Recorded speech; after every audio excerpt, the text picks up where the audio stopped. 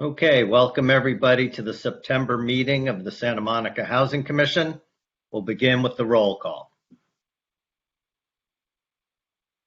Commissioner Buchanan. Oh, you'll need to unmute yourself. Here. Commissioner Kamner. Here. Commissioner Flora. Here. Commissioner Hanson. Here.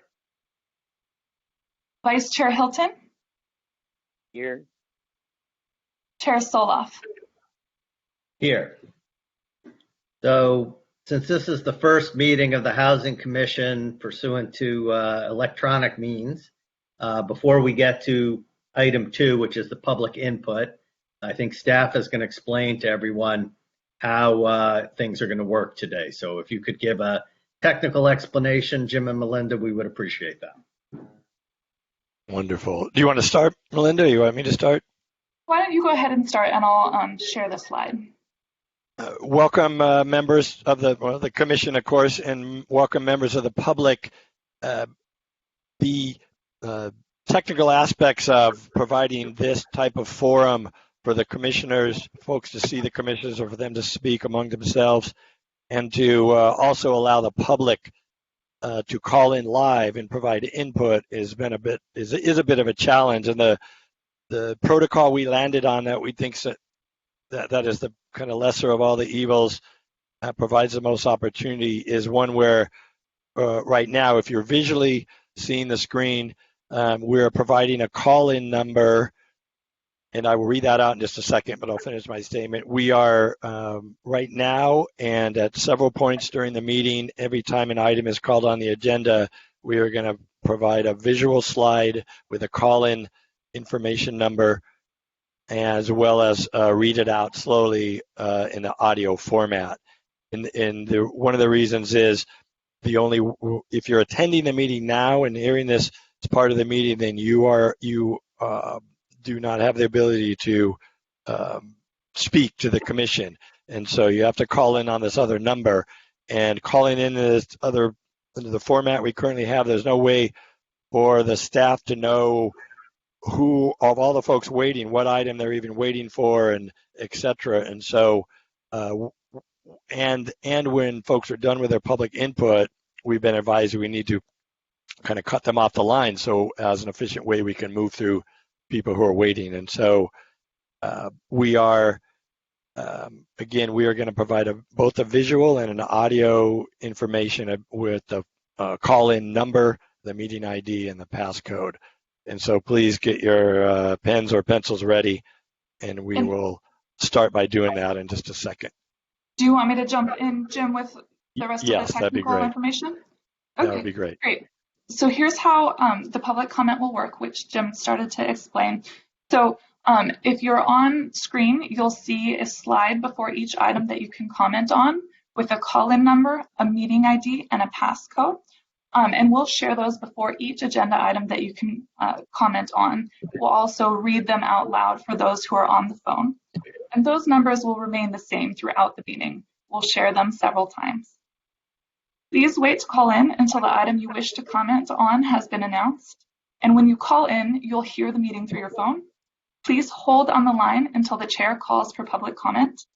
I will be unmuting people one at a time. When you hear that you've been unmuted, please say what item number you are calling to comment on to make sure that that's the item that we're on. Then introduce yourself and make your comment.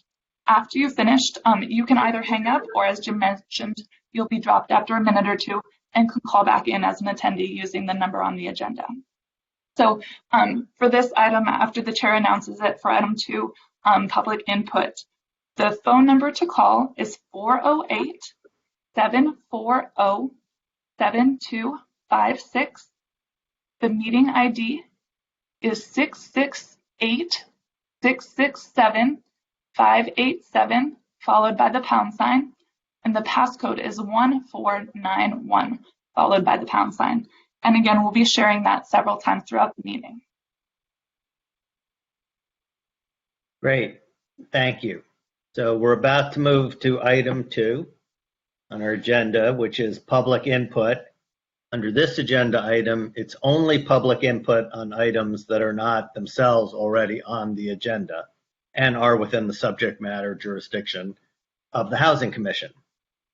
So if anyone out there wants to make comment to the Housing Commission about a matter that is not on the agenda tonight, this is the time to call in. And maybe you can leave that screen up, Belinda, with the number. Sure. I'm unfortunately working on one monitor, so I'm going to need to go back to Blue Jeans to call people off. But let me read the number to call and the meeting ID and the passcode one more time. So, and if you jot this down now, it will be the same number throughout the whole meeting. So to call in, the phone number is 408-740-7256. The meeting ID is 668-667-587, followed by the pound sign, and the passcode is 1491, followed by the pound sign. So I'll leave this up for another 15 seconds or so, and then if we're ready to begin the public input, I will start unmuting people.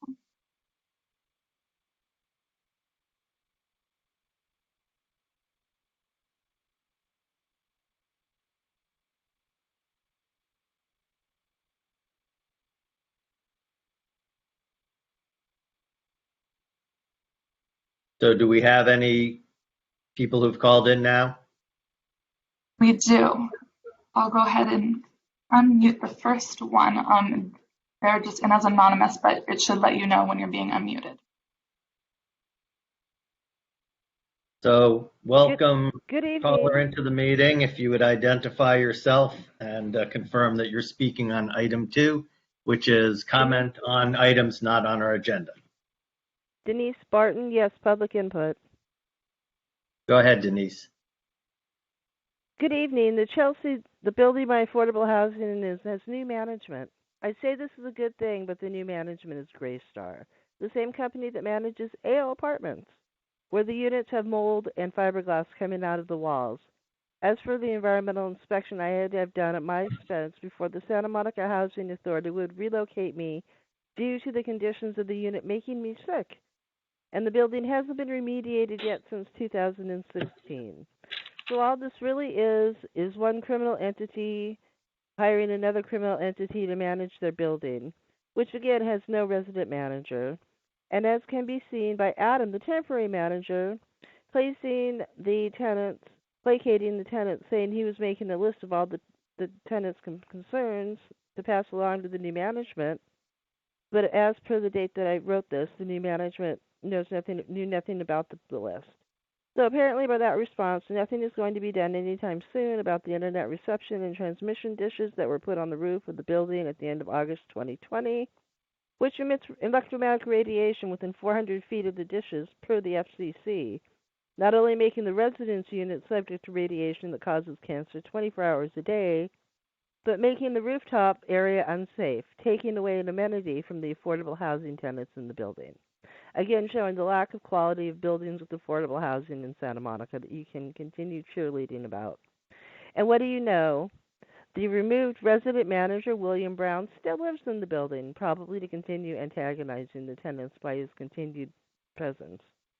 Then in ending, I received my yearly reauthorization packet, but it seems to be going to NMA recertification in Kentucky. I didn't authorize you to give my personal information to that entity, so it would appear that my right to privacy as an affordable housing tenant is being violated. Oh, but the overpaid Santa Monica Housing Authority staff don't care about that. The overpaid Housing Authority staff only cares about having to do as little work as possible, which is a common theme among the City of Santa Monica staff. And as a result of this action, I will have to contact legal representation, as well as by the wording of the document, NMS recertification seems to be unaware of the judgment against you in the Sheila Finley case. Thank you. Thank you. Do we have additional callers for item 2? We have one more caller.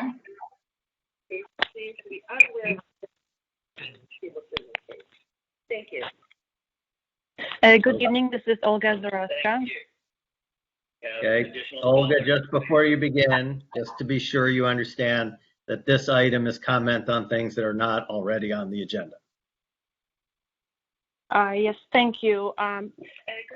First, I wanted to speak about the fact I recently learned that we have a new executive director for the Housing Authority, and I learned it's Ms. Elaine Dilg.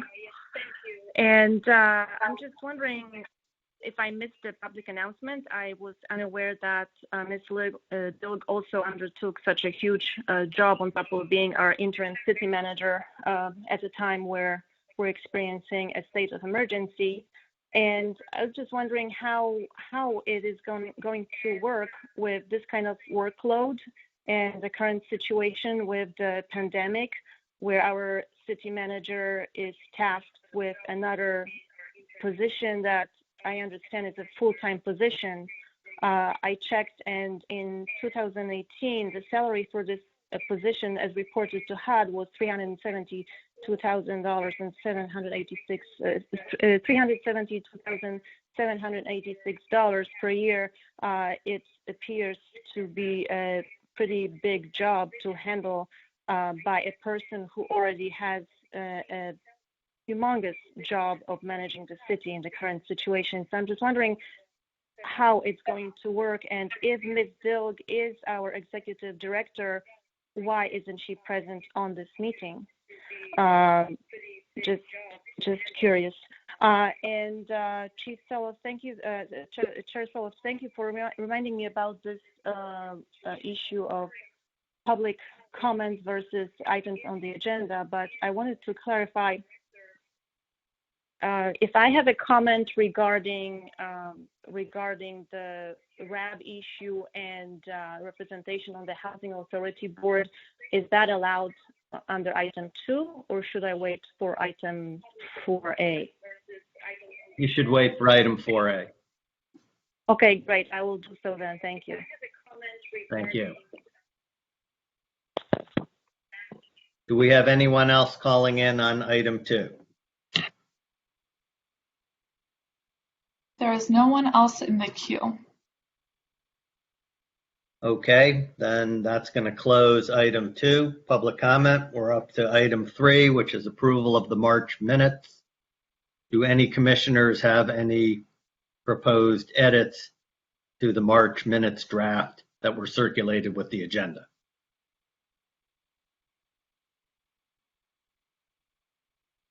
I have 2 edits to the March 5th minutes. The first is on page 1, item 2.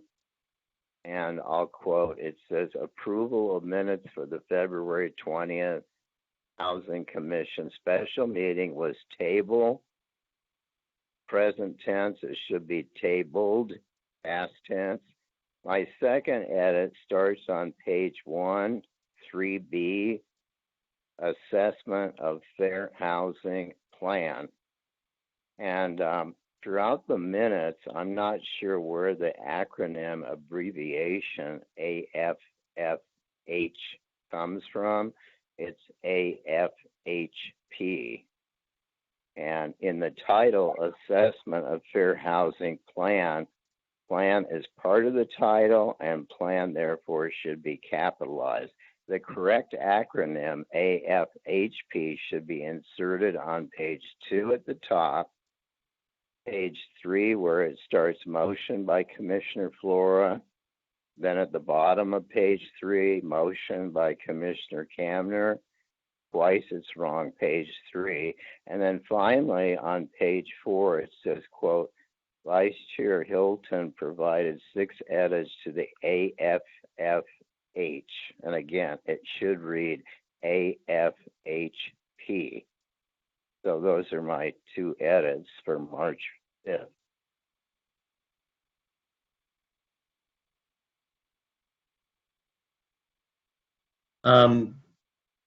I guess I don't have a recollection of whether the correct name is affirmatively furthering fair housing, which is what AFFH normally stands for, or whether it's supposed to be an assessment of fair housing plan. But I agree with you, if it is supposed to be an assessment of fair housing plan, then we ought to correct the minutes that way. If it's an affirmatively furthering fair housing plan, then we ought to correct the minutes that way. Are there any other suggested edits to the minutes? Is staff able to tell us what the correct name is of what we looked at now 7 months ago, 6 months ago? Can look at the context on all the several pages. I don't have an easy way to look at them all at once, but as you pointed out, if the narrative is speaking to the effort of the goal of affirmatively furthered fair housing, then it's that acronym. If it's referring to the plan specifically, then Vice Chair Hilton is correct that it should say, it should be the one with the P, the acronym with the P, yeah, for plan. Okay, then I'd like to, sorry, didn't mean to interrupt. No, I'd like to then move the plan with the suggested edits that move the minutes with the suggested edits that Vice Chair Hilton stated. Is there a second for that? Seconded. Me. Okay, so that's been moved and seconded. Everybody who is in favor of that say, well, I guess we're supposed to take roll call votes now, everything. So can you call a roll call vote? Sure. Commissioner Buchanan? Yes. Commissioner Camner? Yes. Commissioner Flora? Yes, great catch. Commissioner Hanson? Yes. Vice Chair Hilton? Yes. Chair Soloff? Yes. Okay, so that completes item 3. And we're now on to item 4A. It's an action item. Staff will be presenting on the following. The Santa Monica Housing Authority is required to submit to the Department of Housing and Urban Development a 5-year plan, an annual plan, PHA plan, that articulates the Santa Monica Housing Authority's mission and objectives to address housing need. Staff is bringing the PHA plan before the Housing Commission to review and discuss and possibly recommend to Council to adopt the plan, which staff will present to Council for consideration on October 13th, 2020. And we put up again the slide of how you call in, but Melinda, can you read that out in case anyone needs a reasonable accommodation to hear it orally? Sure. So item 4A, 5-year and annual plan. If you'd like to make a public comment, please call phone number 408-740-7256. Meeting ID 668-667-587, followed by the pound sign. Passcode 1491, followed by the pound sign. Okay, thank you. Thanks for getting me a leave. Okay. So why don't we begin with the staff report on this item? Hi, Thank good you. evening. Oh, Jim, did you say something? Oh. I do not. I was just going to introduce you. Ms. Topolewski will be presenting that report. Hi, good evening. Hope everyone is doing well. I wanted to, Chair Soloff talked a little bit about what the PHA plan is, but we are required to submit that PHA plan each year. And the PHA plan consists of 2 parts. The first part is the 5-year plan, and the 5-year plan describes the Housing Authority's mission and strategies to address the needs of low-income persons and special needs populations. And the second part is the annual plan, which is submitted every year and provides updates to HUD regarding progress made on the goals we set in the 5-year plan. The annual plan submitted with this 5-year plan is a progress report that reflects updates from our previous 5-year plan. I'm going to briefly go over, hit the highlights of the proposed goals and objectives that are included in the plan. And the final version of these goals, including the input from the Resident Advisory Board, are listed in Attachment A, which is the 5-year plan. So first, we would like to increase the supply of permanent supportive housing units. We also heard some feedback from applicants that the requirement to work in Santa Monica 36 hours a week was really a barrier to Santa Monica workers whose employers typically schedule less than 32 hours a week. So we reduced the requirement to 25 hours a week. We would like to increase opportunities for people with disabilities who are not seniors, increase opportunities for veterans and people experiencing homelessness, find ways to reduce barriers for voucher holders with poor credit. We would also like to prioritize new admissions so we fully utilize the Housing Authority budget, while at the same time finding creative solutions for continuing to complete annual recertifications on time. We want to connect tenants with opportunities for volunteerism and employment. And this I'd like to highlight is one of the goals that was revised to reflect the Resident Advisory Board feedback. The goal is establish relationships with agencies that provide volunteer opportunities and employment services to assist participants who are unemployed or underemployed. And the RAB asked us to add in the volunteer opportunity piece. We opened the Section 8 or HCV and below market housing waitlists in May of 2020. And by leaving them open continuously, we hope to provide opportunities for people who might not have applied initially, but whose situation could have changed after the fact. We would like to connect tenants to resources that not only prevent homelessness, but also support their well-being. Again, this is one of the goals that was revised to reflect feedback from the Resident Advisory Board. The goal was to maintain housing of low-income households by using available resources to prevent homelessness and support well-being of participants. The RAB asked us to add in the piece about supporting the well-being of participants. We will continue to work with service providers and city colleagues to ensure housing stability and include education in our marketing that highlights the need for Section 8 housing as a safety net for vulnerable households. This goal was added by the Resident Advisory Board to conduct extensive marketing of the programs and provide education that reduces the stigma of needs-based programs. That completes my report.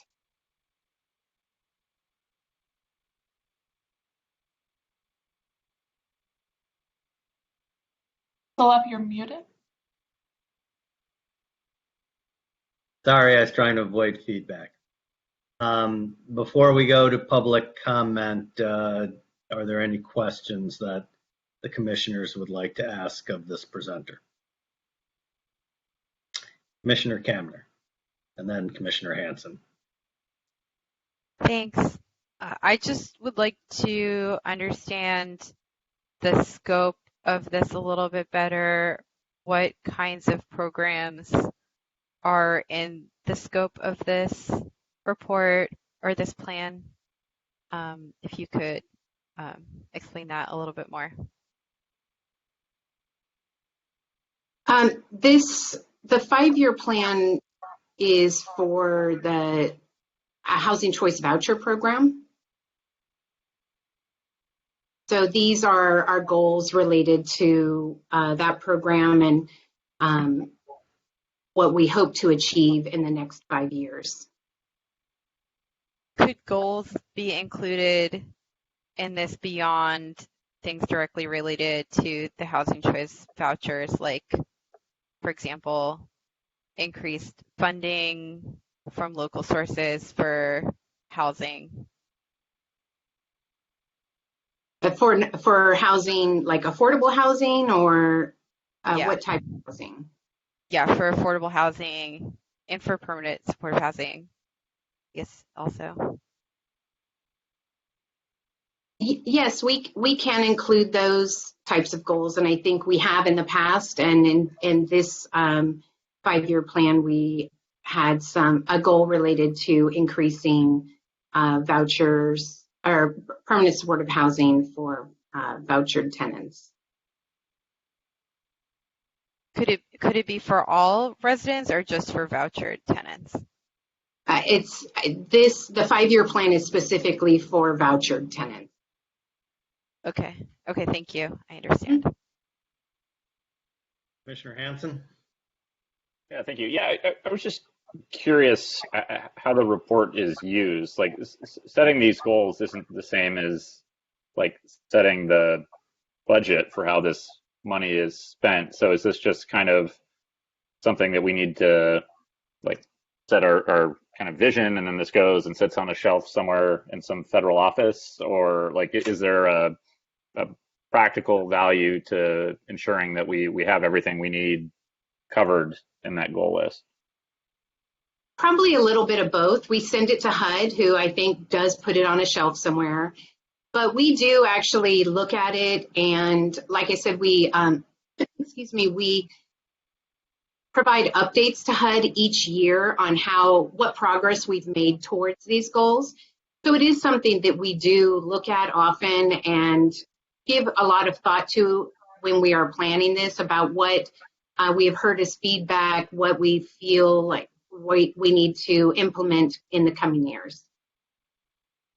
And then I would just go ahead. I had a follow-up question, but go ahead. I was just going to add to Ms. Topolowski, it's both a requirement, and it serves that function, a federal regulatory requirement, but it is also sincerely a guide to within the context of the budget HUD provides us, which is really just for to provide rental assistance, and in an administrative budget that historically has not even covered the cost of staff.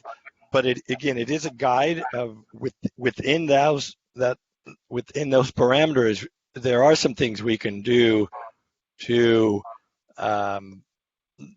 focus in on groups that are, well, I mean, they're all vulnerable, but there's various things we can do within these goals. Like it has been established with City Council as well as the Housing Commission, for example, on the first goal that permanent supportive housing is an important thing for the Santa Monica community.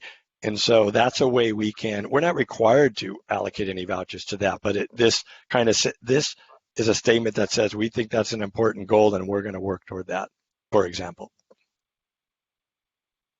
That's great. And then the only other question I had is, we're coming up on the election here, and if there's a change in leadership at the federal level, the priorities for supporting affordable housing production and voucher programs could significantly improve. And if that is the case,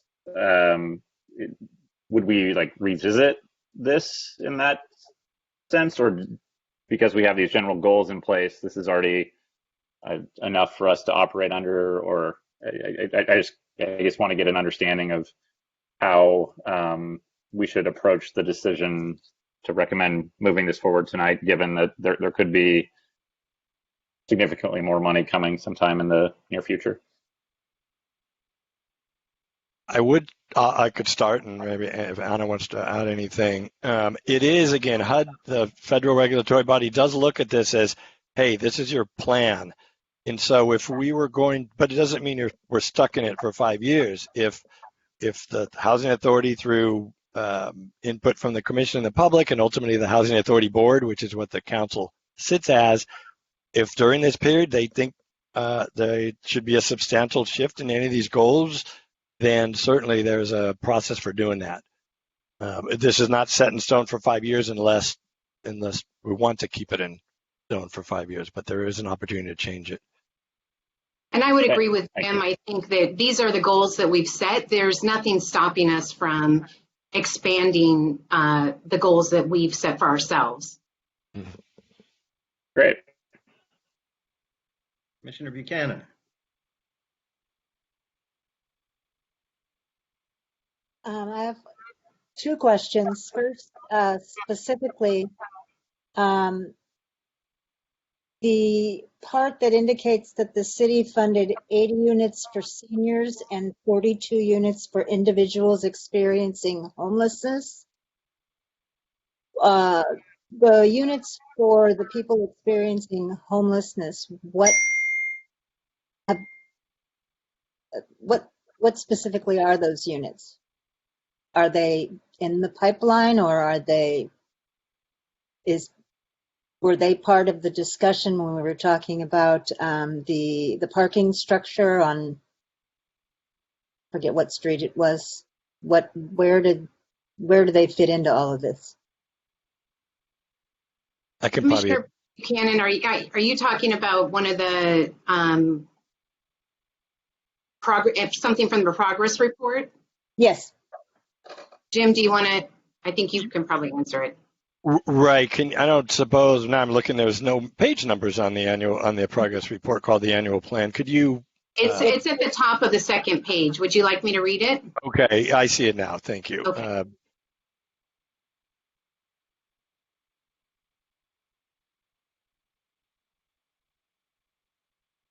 So it's referring to, I believe the 80 units are referring to the 2 developments that are in construction right now, one by Community Corporation of Santa Monica and one by EAH Housing, and they're both 40-unit developments specifically targeted to seniors. And the 42 was the number we knew at the time when we prepared this report is for the proposed development on Michigan and 14th Street that is targeted to persons who have been experiencing homelessness. Jim, could I just ask a clarification? So that's one that's already a loan's been approved from the Housing Trust Fund, correct? That's correct, all 3 of those. Okay, and then the 4th Street garage that Commissioner Buchanan was also referring to, that an RFP went out, that's not what's referred to in this report, but that's another place where there's at least a stated intent by council to put supportive housing among other affordable housing uses. Is that correct? That is absolutely correct. Okay. I think, hold on one second, Commissioner Flora, because I think Commissioner Buchanan had some other questions she wanted to ask. Yeah, my second question, is there a way to build in a mechanism so that we can better monitor our progress towards reaching these goals? I mean, you said you look back on it, HUD probably files it, puts it on a shelf somewhere. But the city refers to it. Well, is there a specific mechanism in place, or is it? Yes, we submit an annual plan, which is a progress report that each year. So we report on the goals that I just went through. Every year, we will submit a report to HUD and tell them where we are with each of these goals and what progress was made. I guess, but more specifically, I'm thinking internally, is there some sort of mechanism where we sort of monitor ourselves and make sure that we're staying apace of what we've said we are going to do? Or we do it internally, as Ms. Topolowski meant. This is kind of our guidepost. There are marching orders, so to speak. So we are aware of these, week in and week out and month in and month out, if that answers your question. And we are held accountable on an annual basis on saying, well, what have you done in the last 12 months to further each of these goals?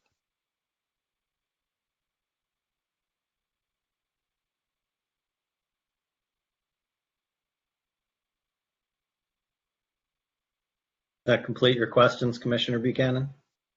that completes my questions. I have Okay. some, but I don't know where they fit. Then Commissioner Flora. Thank you so much, Chair Solak, and I want to thank the staff for their diligence in putting together this meeting tonight so that we can meet in a timely fashion and discuss the plan.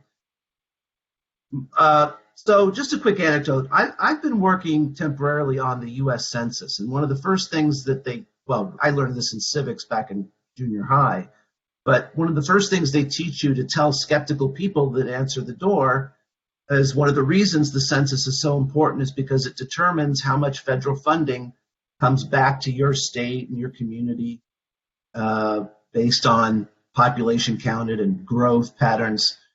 And I'm just curious how things like that may play into the goals we set. In other words, are we setting certain goals based on an expectation of certain federal funding, or are these more locally driven goals with an expectation of federal funding plus other sources of revenue?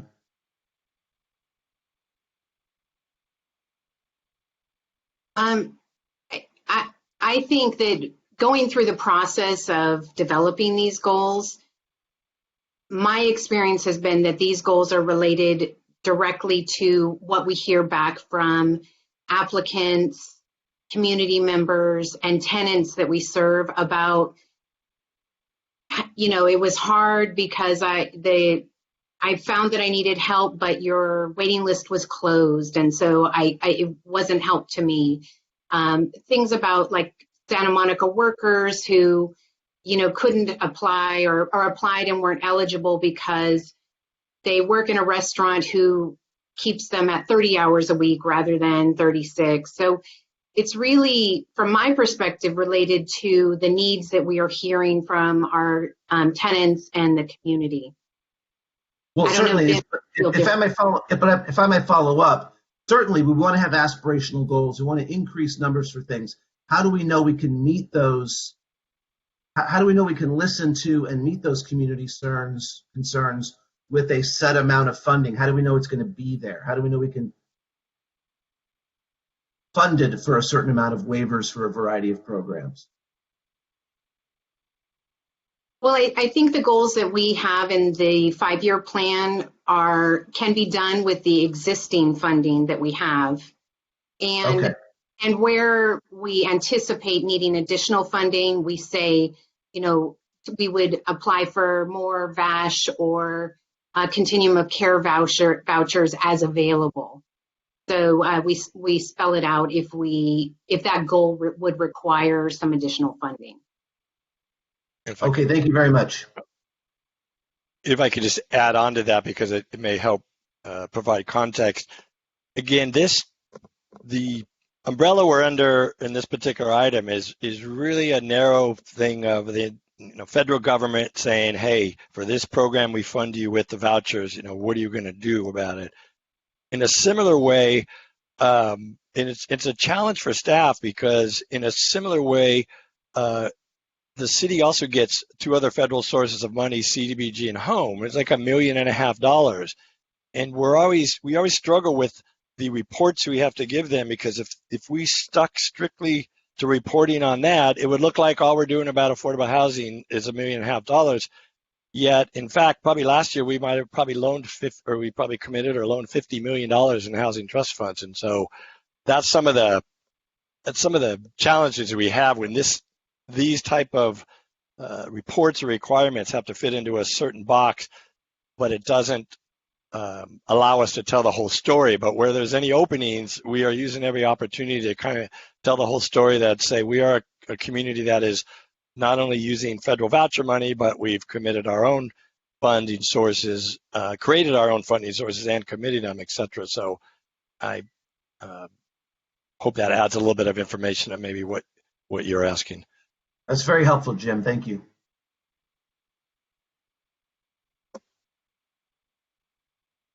Vice Chair Hilton, since you're listening in, and I obviously can't see if you're raising your hand, do you have any questions you'd like to ask staff at this point?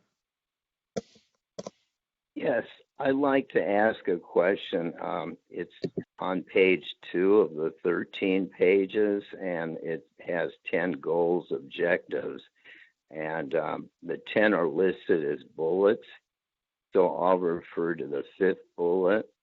Again, page 2, it says, quote, reduce barriers to housing by providing guarantees to property owners who lease apartments to voucher holders with poor credit, unquote.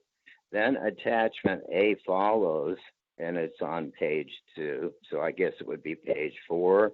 It says it differently, quote, reduce barriers to housing by establishing a funding source to provide insurance to property owners who lease apartments to voucher holders with poor credit. So my question to staff, Ms. Tobolewski or Mr. Kemper, is, has our public housing agency or city financially assisted property owners who agree to accept the voucher in the case of poor credit, or is this a planned proposal? And if it's a proposal, where would the funding come from? I can speak to that because Mrs. Topolewski wasn't involved in this. I don't think, is that okay, Anna, or did you want to? Yeah, yes, please, go ahead. So back in the early part of this year before the pandemic, there was an idea put forward with some budget behind it from the council's funds to create what we call this kind of a small pilot, what we call the credit guarantee program. And but things have changed, as you can imagine, substantially since then. We talked about this internally over the last few weeks when putting this together, and because with the restructuring of the city's budget, as well as the significant reduction in staff, there's a capacity issue. But we didn't, because this is a 5-year plan, we didn't want to let it go. But the idea is if we're able to, during the course of this 5-year plan, kind of restore those resources, financial resources. And what the idea was is a small pilot program, so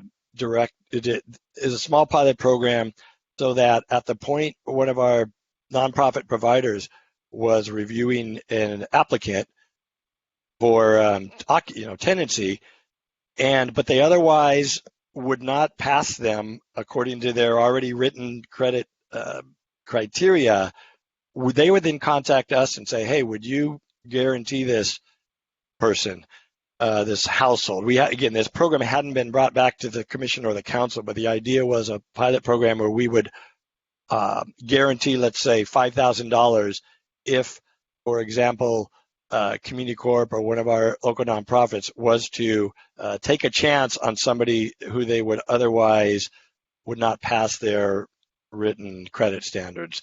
And it would achieve two things for us. One, of course, primarily it would help the household get over that hurdle of getting into affordable housing. But two, frankly, there is no data that at least staff has that shows that people with such and such on their credit record, will not continuously pay their rent. And so we thought for those two reasons, a small pilot program was a good idea. And I think at the time might have been around a couple $100,000. And at $5,000 a household, that was about 40 households we can help. Does that help answer that?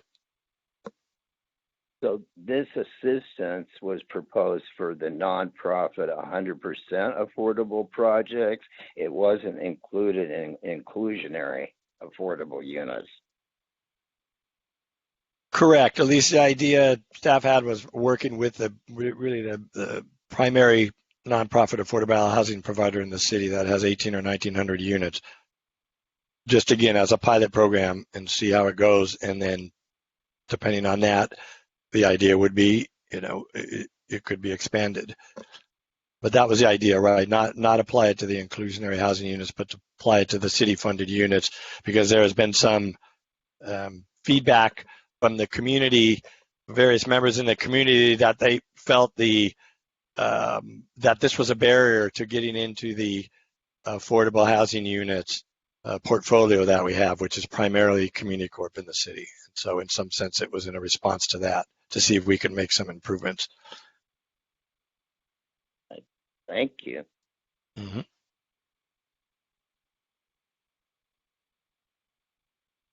Does that complete your questions, Vice Chair Hilton? Yes. Okay. I just have a couple right now. So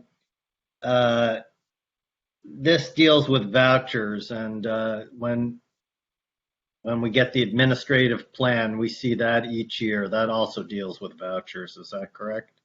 Yes, that's correct. Okay. So when the administrative plan was changed already to lower the hours required to be considered a worker entitled to a preference from 36 to 25, that already is, because of the change to the administrative plan, is already being implemented in the city. Is that right? That's correct. Okay.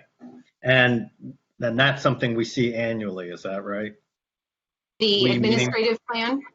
meaning we, the Housing Commission, that comes to us annually to see any changes that have been suggested to that or made to that. Yeah, there's no requirement that we update it annually for discretionary changes, which is what we would bring to the Housing Commission to approve.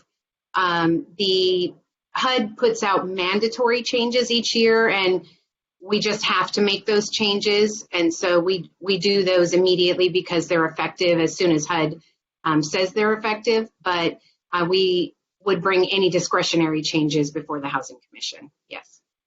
And to be honest, I don't remember. Do we, the Housing Commission, see that annual report to HUD on the progress that's being made on these 5-year goals? I'm sorry, what was that, Jim? Oh, sorry. I thought you were asking about the administrative plan, so I nodded too soon. Yes, I believe that we bring the annual plan to the commission. Okay.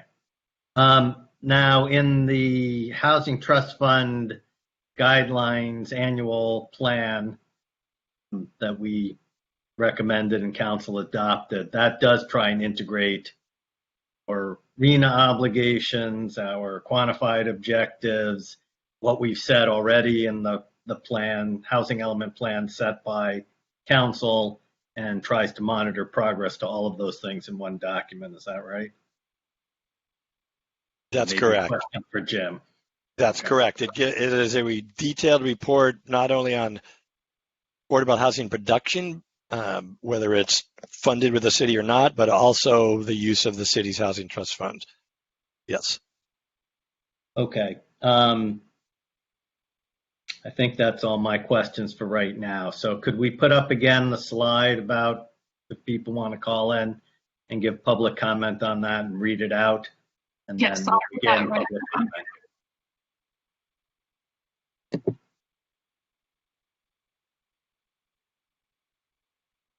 So if you'd like to make a public comment on item 4A, the 5-year and annual plan, please call phone number 408-740-7256, meeting ID 668-667-587,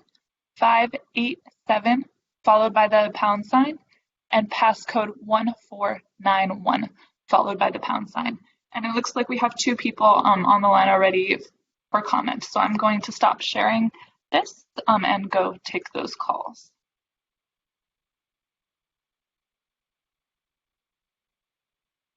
I said great. Thank you, Melinda. Sorry, I was muted. No problem. So the first caller has been unmuted. Are you there? Yes, I am. Denise Barton, I'm speaking on item 4A. Good evening. How interesting is it that election by affordable housing tenants in Santa Monica for the Residential Advisory Board is not included in your 5-year plan? But what am I saying? For the image of the city of Santa Monica, most everything is done by appointment. Like you, the Housing Commission, are appointed to say and do what the City Council want you to, which would be the way the Resident Advisory Board was secretly appointed by you to not represent the affordable housing tenants in Santa Monica. Another example of this would be Lane Dilge being listed as the Executive Director of the Santa Monica Housing Authority, Housing Division, or whatever you're calling it these days, due to her not being qualified for the Executive Director position of the Housing Authority. What do you know? Just like she's not qualified for a position as Santa Monica's interim city manager. Or because her salary was reduced due to COVID-19, would this be another way for her to make additional funds? And since Lane Dilge is interim city manager, Wouldn't it be a conflict of interest to be the executive director of the Santa Monica Housing Authority too?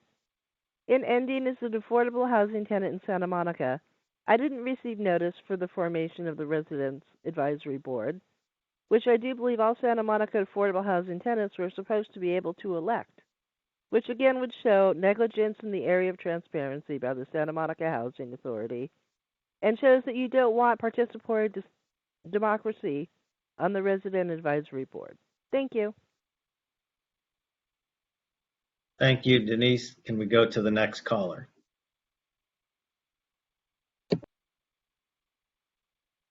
You've been unmuted. Hi, Are you good there? evening. This is Olga Zalewska again. Yes, can you hear me? Yes, we can. Okay, great. I hear an echo, so I wasn't sure.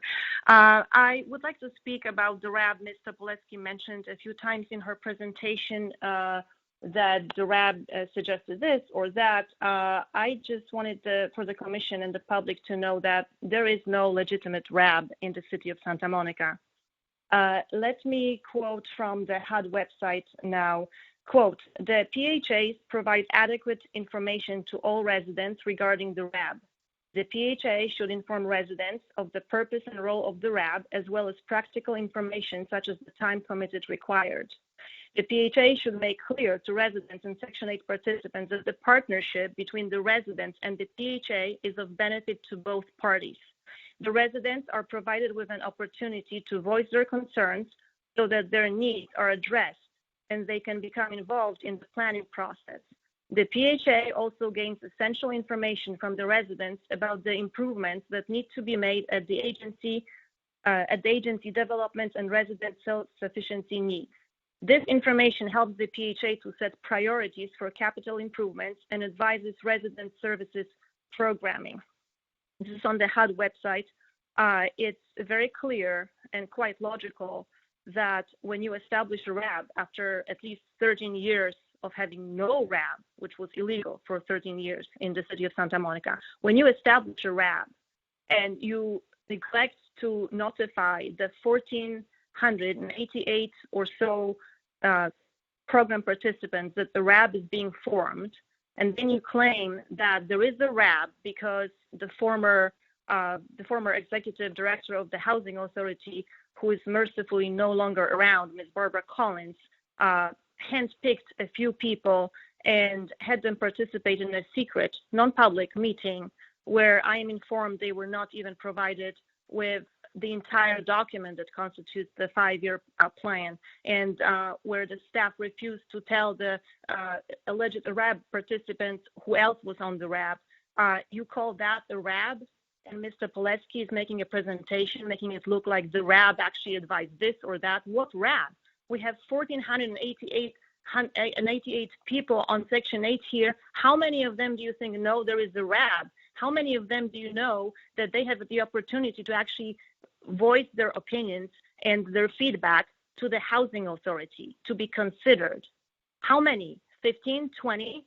Well, definitely not 30. Okay, so when we're talking about the RAB, I want to make it very clear. There is no legitimate RAB in this city. That's number one.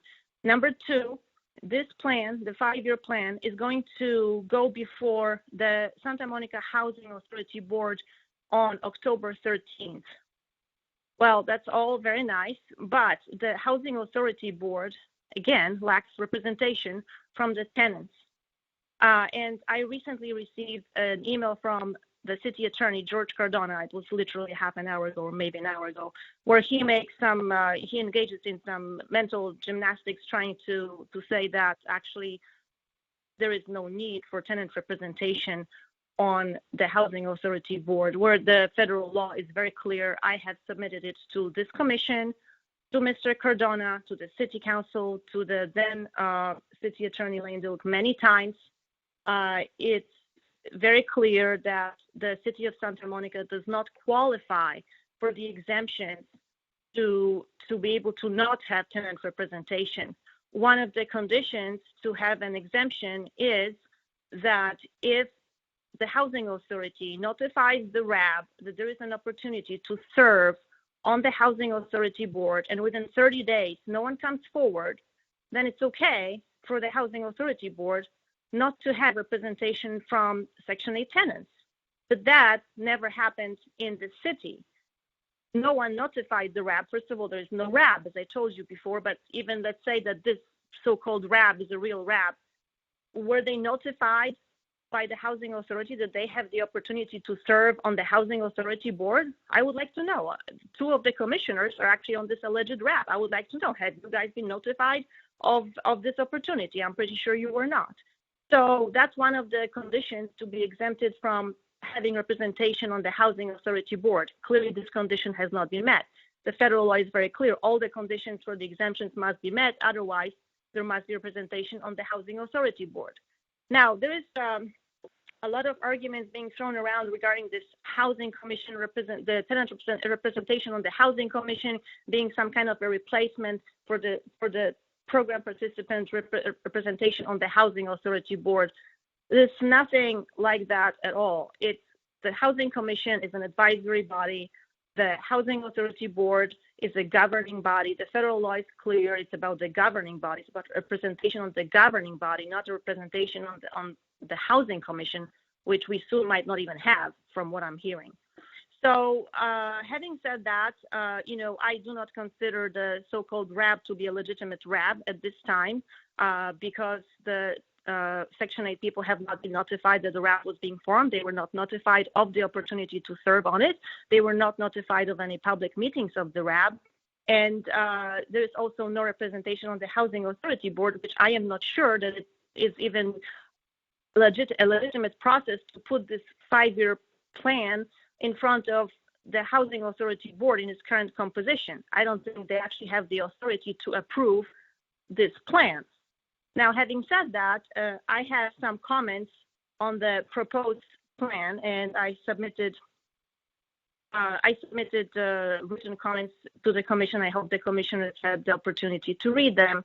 One of the things, and also, I took some time to look at the housing plans in some progressive cities like Seattle and Oakland and San Francisco and places like that. So I was quite inspired by what I saw. That was quite different from our plan, actually. One of the things I noticed there was... Sorry to interrupt you. If you could just finish your thought. You were at your 5 minutes limit. Okay, I definitely would like to add a component about customer service, because what the tenants are subjected to at the Housing Authority, is unacceptable, and that has to be worked on. The customer service and the demeaning comments and the yelling by the staff, by the Housing Authority staff at the tenants, that has to end. So maybe that should be a goal, one of the goals for the Housing Authority for the next 5 years. Thank you. Thank you. Are there any other callers?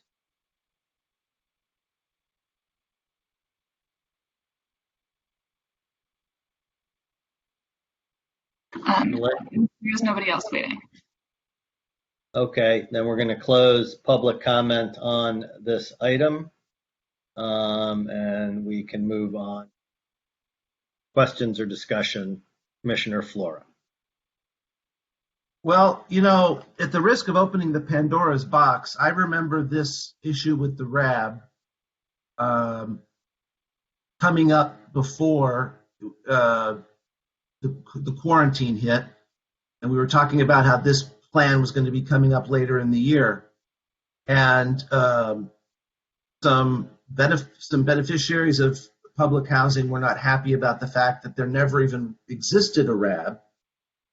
And I remember, and I'm sorry to do this at her expense not being here, but I remember Barbara being, now as a relative layperson still as on the commission, my perception was she was somewhat dismissive of the idea that we ever needed a RAB. You don't really need to have a RAB in the plan, et cetera, et cetera, et cetera. And the people that were doing public comment weren't that happy about it. Now we see in the plan that there was a RAB, it was thrown together in some way, and the people, many of the same people submitting public comment still aren't happy about it. And while there may have only been 2 callers on this item, there were certainly 5 letters sent to us, and they were all very consistent. So I'd like to give the staff an opportunity, because I think I kind of need to know for myself Was this RAB thrown together? Is that not a fair accusation? Was it well organized? Was the public well informed? What defines a person in good standing? And why weren't more people, or the committee, the vouchees as a whole, if you will, invited to participate if in fact they were not? Because clearly we need to either better explain the legitimacy of what we've put together and why it was a good thing and why it met all the goals a RAB needs to meet, or we haven't done that and we need to listen to the public and perhaps make some adjustments in these next 5 years. So can you speak to some of my questions and definitions? For example, this thing about being in public standing. Start wherever you want, Jim and Anna, but I think this really needs to be spoken to because it's not going away unless you guys really, come to bat and explain the RAB process, because I never felt that the staff was that on board with the RAB based on Barbara's comments last winter. Yes, I can start and address some of those questions, and Anna can jump in and add on. The federal regulatory body that oversees the Santa Monica Housing Authority, as you may know, but I just want to, for the benefit of the public, the United States Department of Housing and Urban Development, we posed this question to them, the overall of the RAB, the representation on the Housing Authority Board, which the council sits at. They provided guidance and determined in writing that the Santa Monica Housing Authority is in compliance with federal regulations. We have the Housing Authority, the city has both. It has the Resident Advisory Board and it has the Housing Commission, and two of the housing commissioners on the Resident Advisory Board.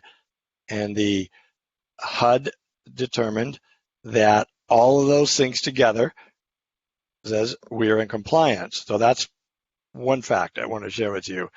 Another fact is, HUD will tell you, there are no rules, there are no specific guidelines on what a local housing authority must do to create a RAB. How they should create it, how many members should be on it, how long should they serve, what do you do when there's turnover? And so local housing authorities have a lot of flexibility in how they do that. The one direct thing in writing that the federal regulations speaks directly to is you need to have a diverse representation. So what the staff was involved in was trying to achieve that, a diverse representation of Resident Advisory Board members for this first juncture in time that represented, small households, large households, senior households, non-senior households, disabled households, non-disabled households, communities of color, etc. So, and my point isn't to say we did it right or there's a perfect way. I'm just want to give you a background of what our marching, what we felt was the goal and the intent of the marching orders. And I do want to point out that HUD, we are currently in compliance. I will clarify. I understand that folks may disagree, but the body that determines whether or not the Santa Monica Housing Authority is in compliance is the United States Department of Housing and Urban Development. And so they have determined we are in compliance. The caveat that they instructed us to is the following, that for the two what are called program participant housing commissioners, program participant persons that are on both the Housing Commission and the RAB, that when the two housing commissioners' terms expire in June 2021, we then need to notify all the current members on the RAB, Resident Advisory Board, and ask them, would give them notice and ask them reasonable notice, and would they like to serve on the Housing Authority Board, which is what the council sits at, but they change their hat. They convene as the Housing Authority Board. The federal regulations say if none of the resident advisory board's members, after I think a minimum of, we give them 30 days, or they're allowed 30 days to show their interest. Nobody's interested, then the Housing Authority Board can just be the council members. If members of the Resident Advisory Board indicate they want to serve on the Housing Authority Board, number one, it can only be members of the Section 8 program. We do run some other voucher programs, so it can only be members from the Housing Choice Voucher Program, is what the official name is. Lots of folks know it by Section 8. And there must be at least one RAB member representation on the Housing Authority Board. So that's what we know as of today. We are in compliance. We continue to be in compliance. But when the two commissioners who are both on the RAB and on the Housing Commission, when their terms expire in June 2021, we're going to need to notify all the RAB members and give them an opportunity to say, hey, I'd like to be on the Housing Authority Board when the City Council convenes as the board. And when that happens, and if there's interest provided, then we will proceed from there as to how many, et cetera. I mean, that will ultimately be up to the Housing Authority Board to decide how many tenant represented members they would like to sit up with them on the dais when they convene as a Housing Authority Board. I'll pause there for a minute. And what was meant as a person, something in good standing? What was that?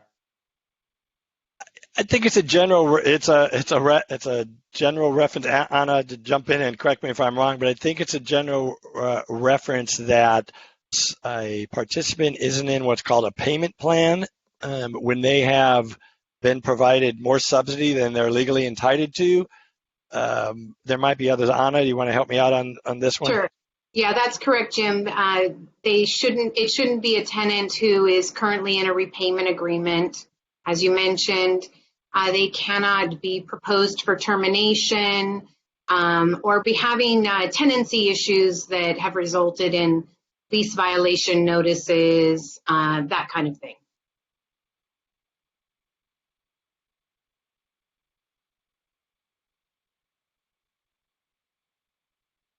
So did that complete your questions, Commissioner Flora? Well, I just, being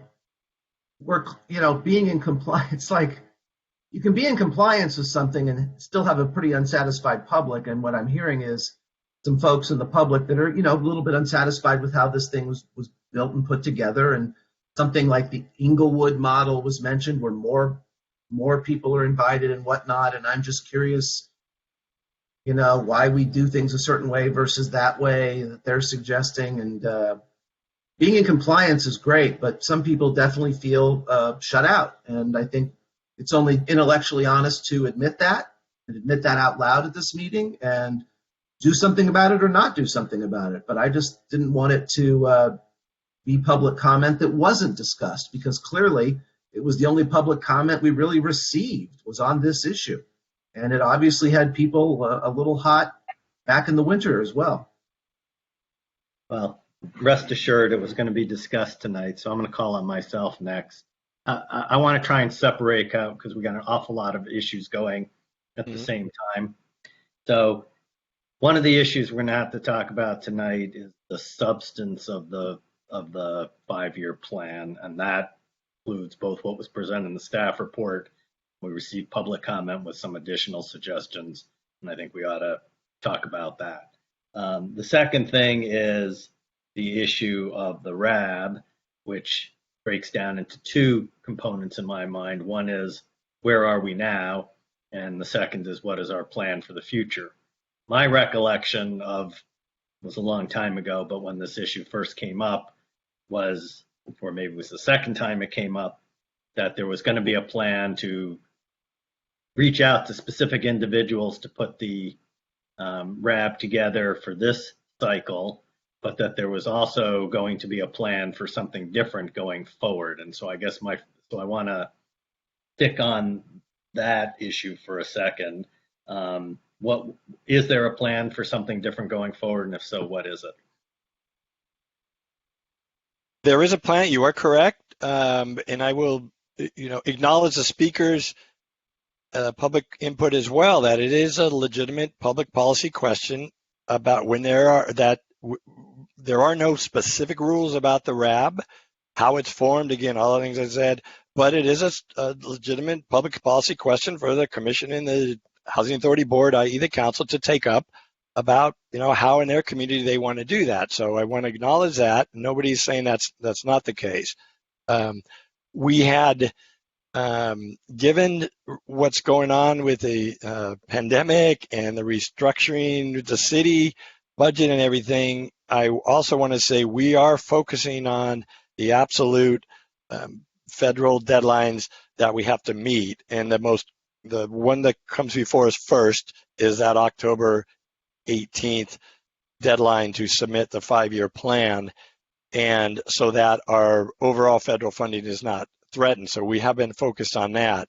We haven't talked at length about in details about what how the RAB should evolve, but in the meeting of the RAB meeting we did indicate at least a intent that maybe one of the next steps, the next discussion items that the RAB would undertake is, how do you think the RAB should be formed and evolved and all that, and how long should terms and how many members should it be and all that. So that's as far as we got. Yeah, okay. I mean, and we are thinking, we're kind of focusing on this council deadline of 18th to get over that, but then after that, we also think maybe the Housing Authority Board itself wants to provide direction on how the RAB is formed. So we don't have any sense of that at this point. I'll stop there. Sure, thank you. That was responsive to what I was asking. And very helpful. This time with the RAB,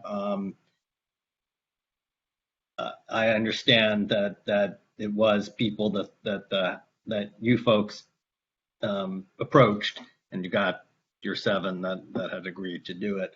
Were other people in the programs that are relevant to the RAB advised that they could attend the meeting or could provide comment to the meeting or anything like that? To the meeting of the RAB. All right. Anna, could you remind me about that? Because we did it as a virtual meeting, and to be honest with you, I forget. Can you speak to that? Or it feels a long time ago, so I apologize, but I don't recall. I feel that it was not determined that it was supposed to be a public meeting. Okay, that's correct. I do remember that now that you say that. I know it was just the RAB members that were able to attend. Okay. And then, so as I said, there's the substance, there's the RAB process. This time there's possible future RAB process. The other issue that I heard you speaking to and the public raising was this issue of whether on the actual board of the housing authority, which in this case is the city council, there has to be a participant on that board. And I want to make sure I understood what I thought you said to us.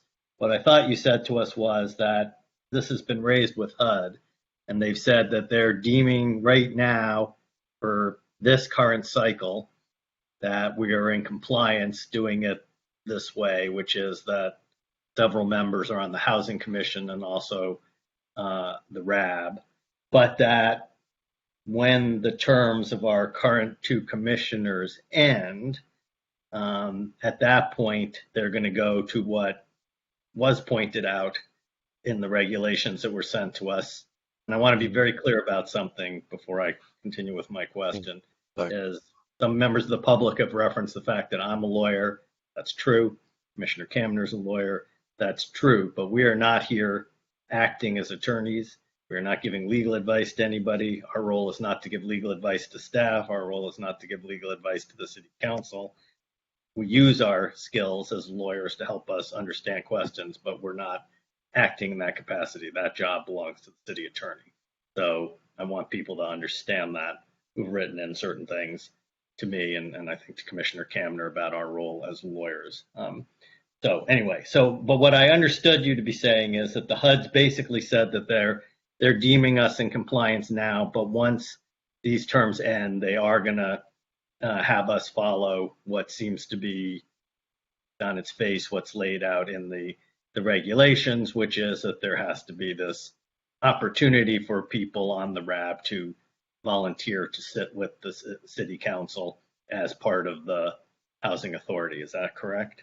That's correct. And there has to, if members of the RAB, again, one or more indicate they want to have that role, there has to be at least one on the housing authority board. Okay. Yes. But that doesn't mean, let's assume that happens. That doesn't mean that this commission, assuming that it continues to exist, loses its two positions, which by its bylaws, and I think perhaps even written elsewhere, that we're supposed to have two members at least who are participants in programs that are provided, at least one of whom is formerly homeless and at least one of whom is, I think, senior, if I remember the rules correctly. That's not going to change, is it? Assuming this commission continues to exist? Not that I'm aware of, because that's actually California state law, and ironically, if that's the word, it's HUD, and it's not a HUD rule. It says California state law, and it says cities, legislative bodies who designate themselves as a housing authority board they're not required to, but they may establish a commission, a housing commission to advise them. And if they do that, then there's a requirement for the two members that you referenced, Chair Soloff. So that's correct. Actually, I believe it's that they must create a housing commission if they choose to be the housing authority themselves, if the legislative body of the city also constitutes itself as the housing authority. I think we're actually a mandatory body. I actually, that issue has come up. We studied it recently, and I thought the same thing, but I can tell you it is at least determination of our city attorney's office, or actually the law clearly says may. Staff had been assuming it's a shall, but it says may, and I'm happy to send you those, send you that information. Yeah, I would like to see that in the HUD determination as well. Okay, so those are my questions, and I think, commissioners, it would be helpful to our discussion if we take the different pieces as opposed to do them all at once. So why don't we see if there are other commissioners who want to make questions or comments at this time before it doesn't foreclose later, but at this time, just on the RAB and the housing authority issues, and then we'll get to the substance of the plan. So Commissioner Kamner.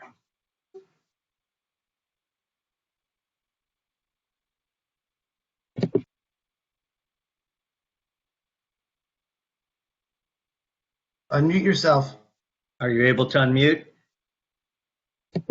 Sorry, totally forgot. Thank you, Chair Soloff. I just wanted to clarify that I'm a former attorney. I don't currently work as an attorney, and I have an inactive bar membership. Also, my comment is I want to encourage the city to explore the option of sortition for the RAB as a method of putting members on the RAB, and that means randomly choosing people to rotate on that board. I think that would be more fair and more representative. So just wanted to put that out there. Thank you. Commissioner Kamner, it may have been just my hearing, but you wanted to see what to be considered? Sortition.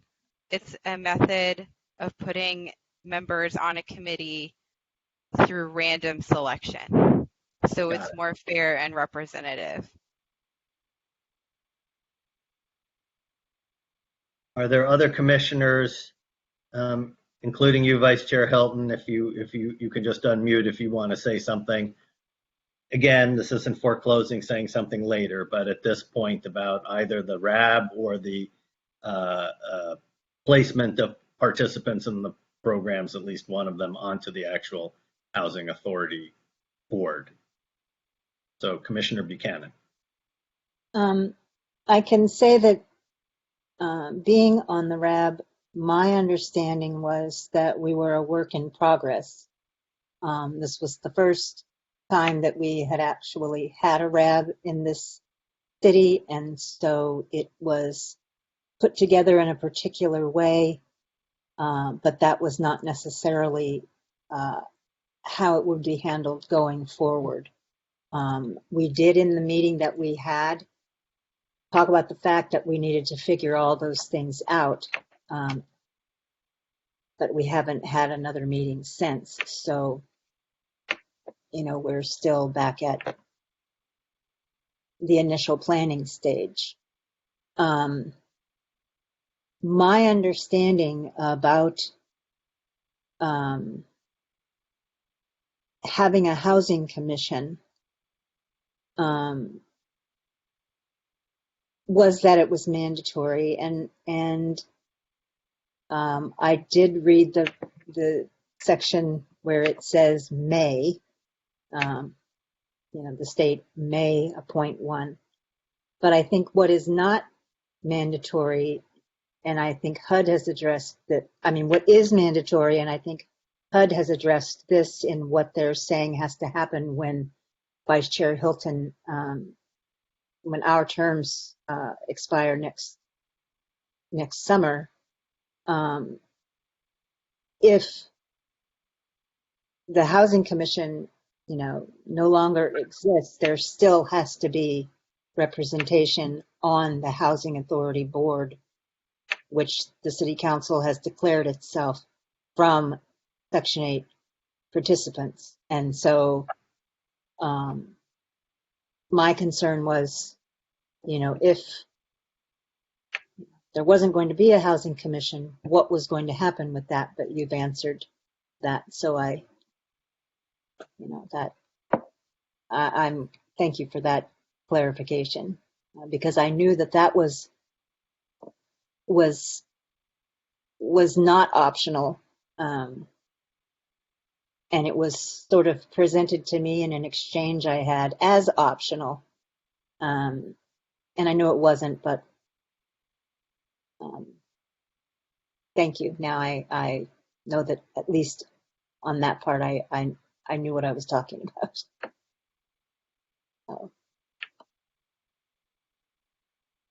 Vice Chair Hilton, is there anything you want to say at this point?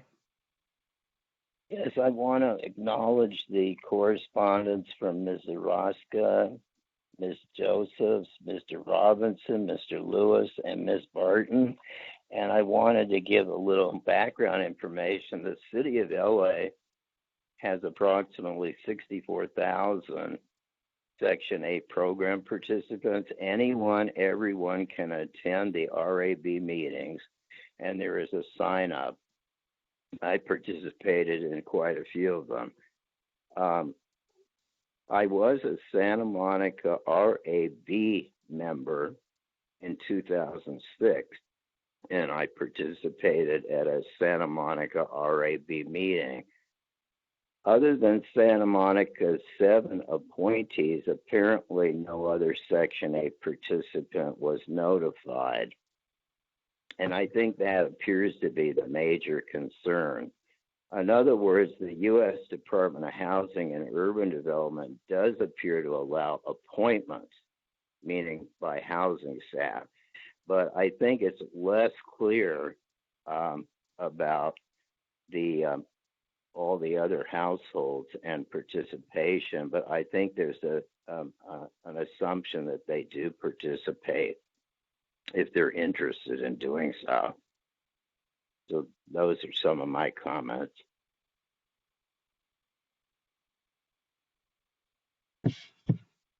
Okay. Go ahead, Commissioner Buchanan, if it's still on this topic. So I just feel like I need to say that, again, that the RAB was a work in progress, and we formed it a certain way so that we could get it formed and begin the discussion. I think it doesn't, there are no actual set rules on who you choose other than the fact that it has to be a Section 8 person. And so that's what we were going to delve into had we continued to meet. And, so this is not something that was not on the Housing Authority's radar and was just going to be left, as it was. Okay. I think we ought to have some discussion about the substance of the plan, including the suggestions for additions by Olga in her correspondence to us. Are there any commissioners who would like to talk about that?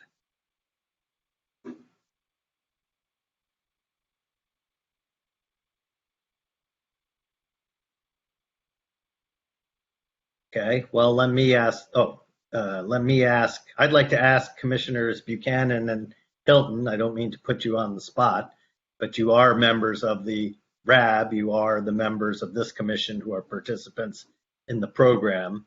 And Olga had a couple of specific suggestions of additional thoughts she had about what ought to be completed, and I'd be very much included. And I'd be very much interested in what your guys' reactions were to those suggestions.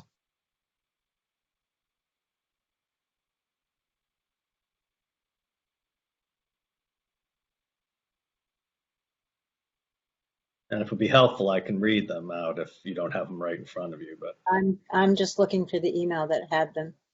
It's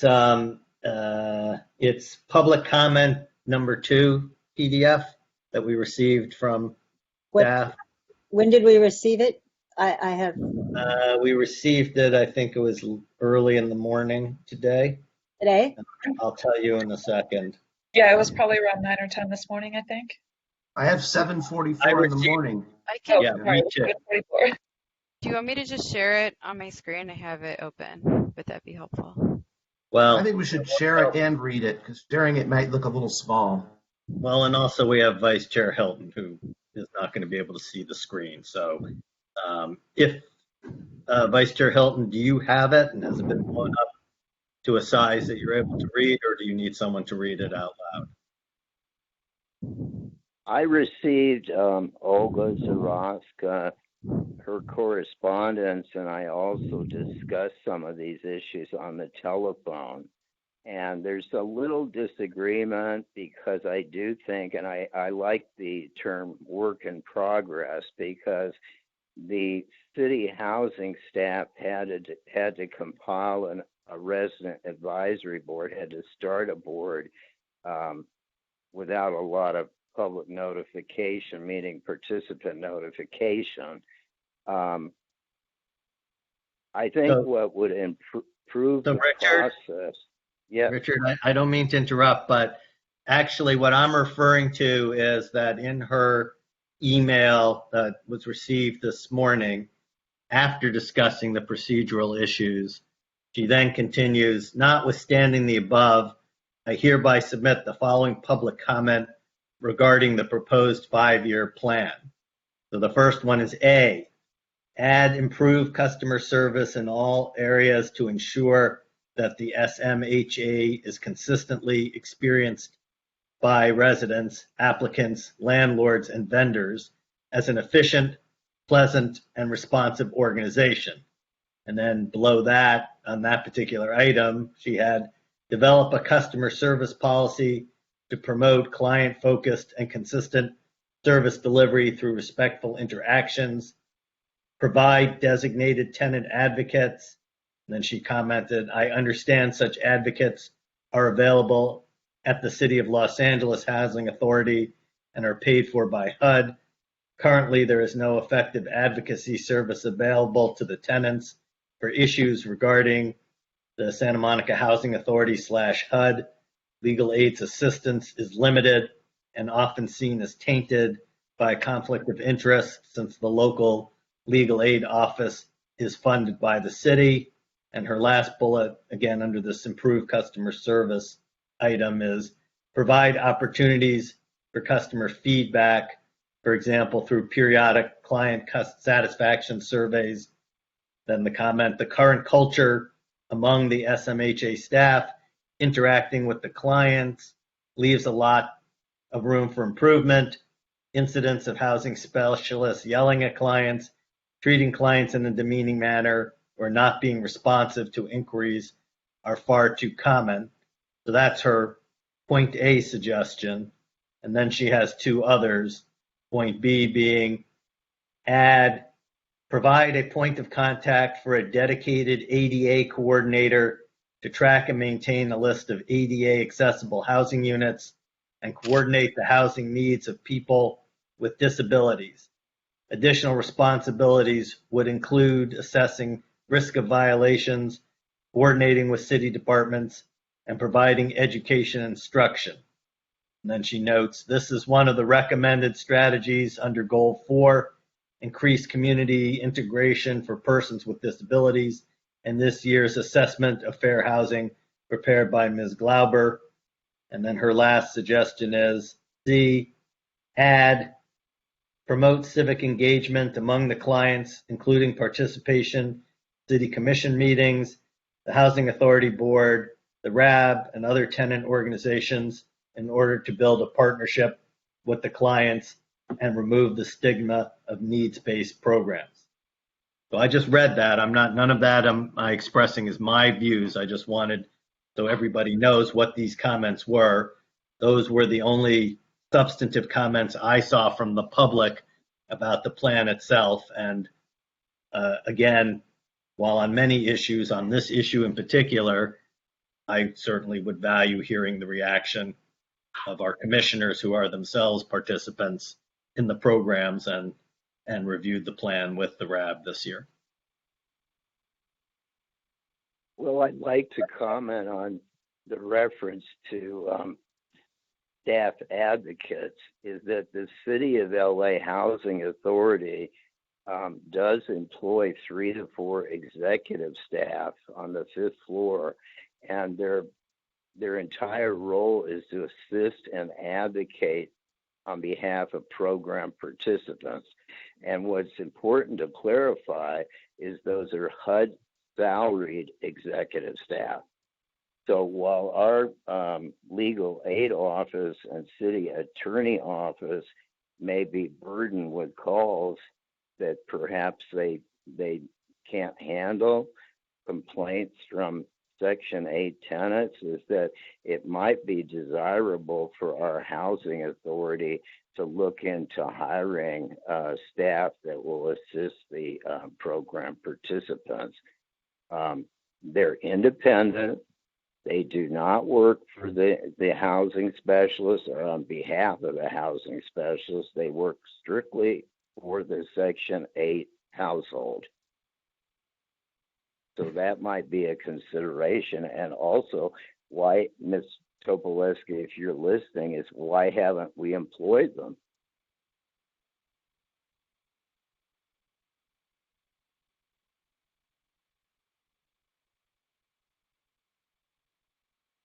Anna, you may be muted. Yeah, sorry. Excuse me. I am not familiar with that position with the City of LA, but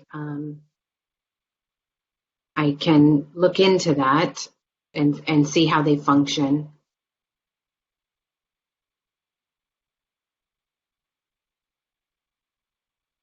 I think there is some frustration of program participants because if they have a grievance, it's frequently handled by the person or staff they have the grievance with. And that's something that Olga and I discussed, I think it was either this morning or yesterday, and that does tend to be a program-wide experience. In other words, there's no independence. when you have a conflict.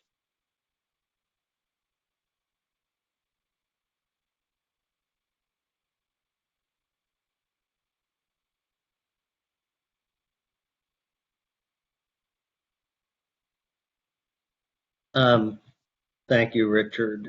Vice Chair Hilton. Commissioner Buchanan, any thoughts? And again, I don't mean to put you on the spot. You may not have any, but I just consider your thoughts on these suggestions as ones that I would welcome. And then after you're done, then we'll go to Commissioner Hanson. Well, I'll preface my comment by saying that I have not always been the easiest tenant to work with, because I can be demanding and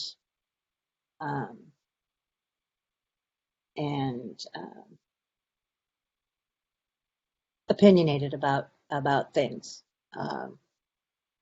and I have actually, filed a grievance against the person who is my housing specialist.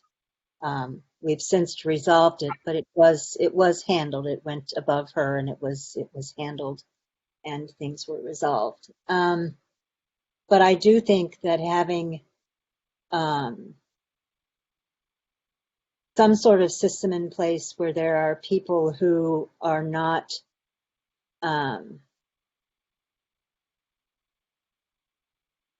it's hard. I wouldn't necessarily say not connected, but people who are not, who are independent from the whole process of being a tenant and having a housing specialist and all of that. Someone who's not involved in that particular type of relationship, who could, if necessary, advocate on behalf of or help tenants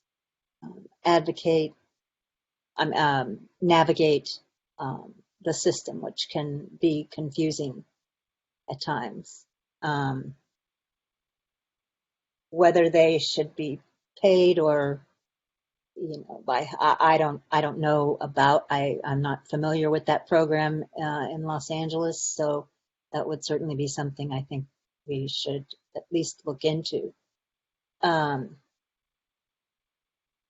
I see the advocates also as part of the customer service policy that she mentions should be established. I do agree that, and I understand why, given the workload and the staffing and the demands, that sometimes customer service suffers. And so I think figuring out a way to improve that is important, and I think the whole client-focused and consistency of service delivery, those are very important issues. And client-focused, meaning the person actually listens to the tenant, and doesn't just, throw rules at them and regulations at them.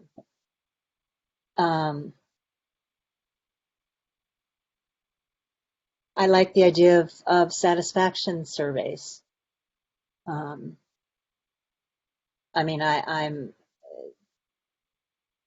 for example, Community Corps is my landlord, and they do satisfaction surveys of various kinds. They do them on maintenance.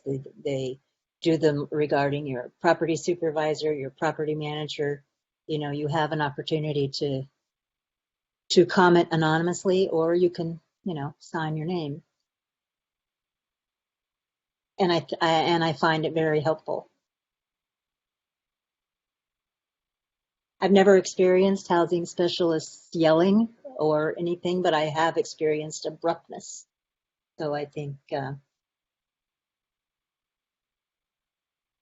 you know, the satisfaction surveys would go a long way in helping develop a customer service policy. Okay. I like the idea of someone who is dedicated, a dedicated ADA coordinator who is aware of all of the ADA compliant units in the city, and you know, who is just sort of involved with ensuring that, you know, that we are compliant with everything that fair housing demands for people with disabilities.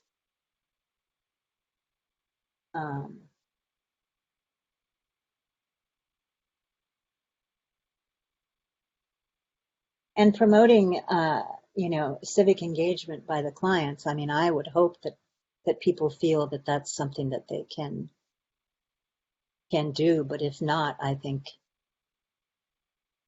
that there should be, I don't know, an email that goes out periodically or a flyer or something that just sort of generally invites people in the program to participate, you know, to come to the Housing Commission meetings, should there continue to be them, and to come to City Council and actually speak, you know, up on issues that pertain to housing. And, you know, I think, again, my landlord does that. They provide us with a lot of opportunities to become engaged in the community in one way or another, whether it's specifically related to community core or it's just, you know, something general. So I think those are all, you know, decent suggestions. Okay. Thank you. I think Commissioner Hanson wanted to go next. Yeah, I think the customer service goal is something that should be included in there for sure. You know, the housing is dealing with housing issues is incredibly tough, and the last thing you need is a rough interaction with someone that should be there to welcome you and help you and direct you towards the resources you need. So I definitely support the inclusion of that. The place where I had a question is just kind of understanding what's before us tonight, what we can discuss, what we can make recommendations on. Does these kind of like the ADA coordinator role, the formation of the RAB, are those things that we can make recommendations on as a part of this discussion, or is that like a separate issue that would have to be agendized for some future meeting? What's within our realm of action tonight with respect to the plan before us, and is this the place to include those specifics, or is there some later time that we should do that? Should we have a future meeting?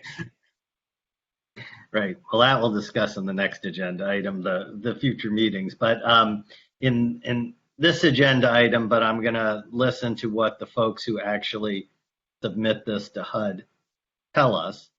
On its face, it sounded like things that could be relevant, although the ADA coordinator, less certain about, because that one, does that directly tie to the Section 8 vouchers or not? I'm not personally 100% certain about that.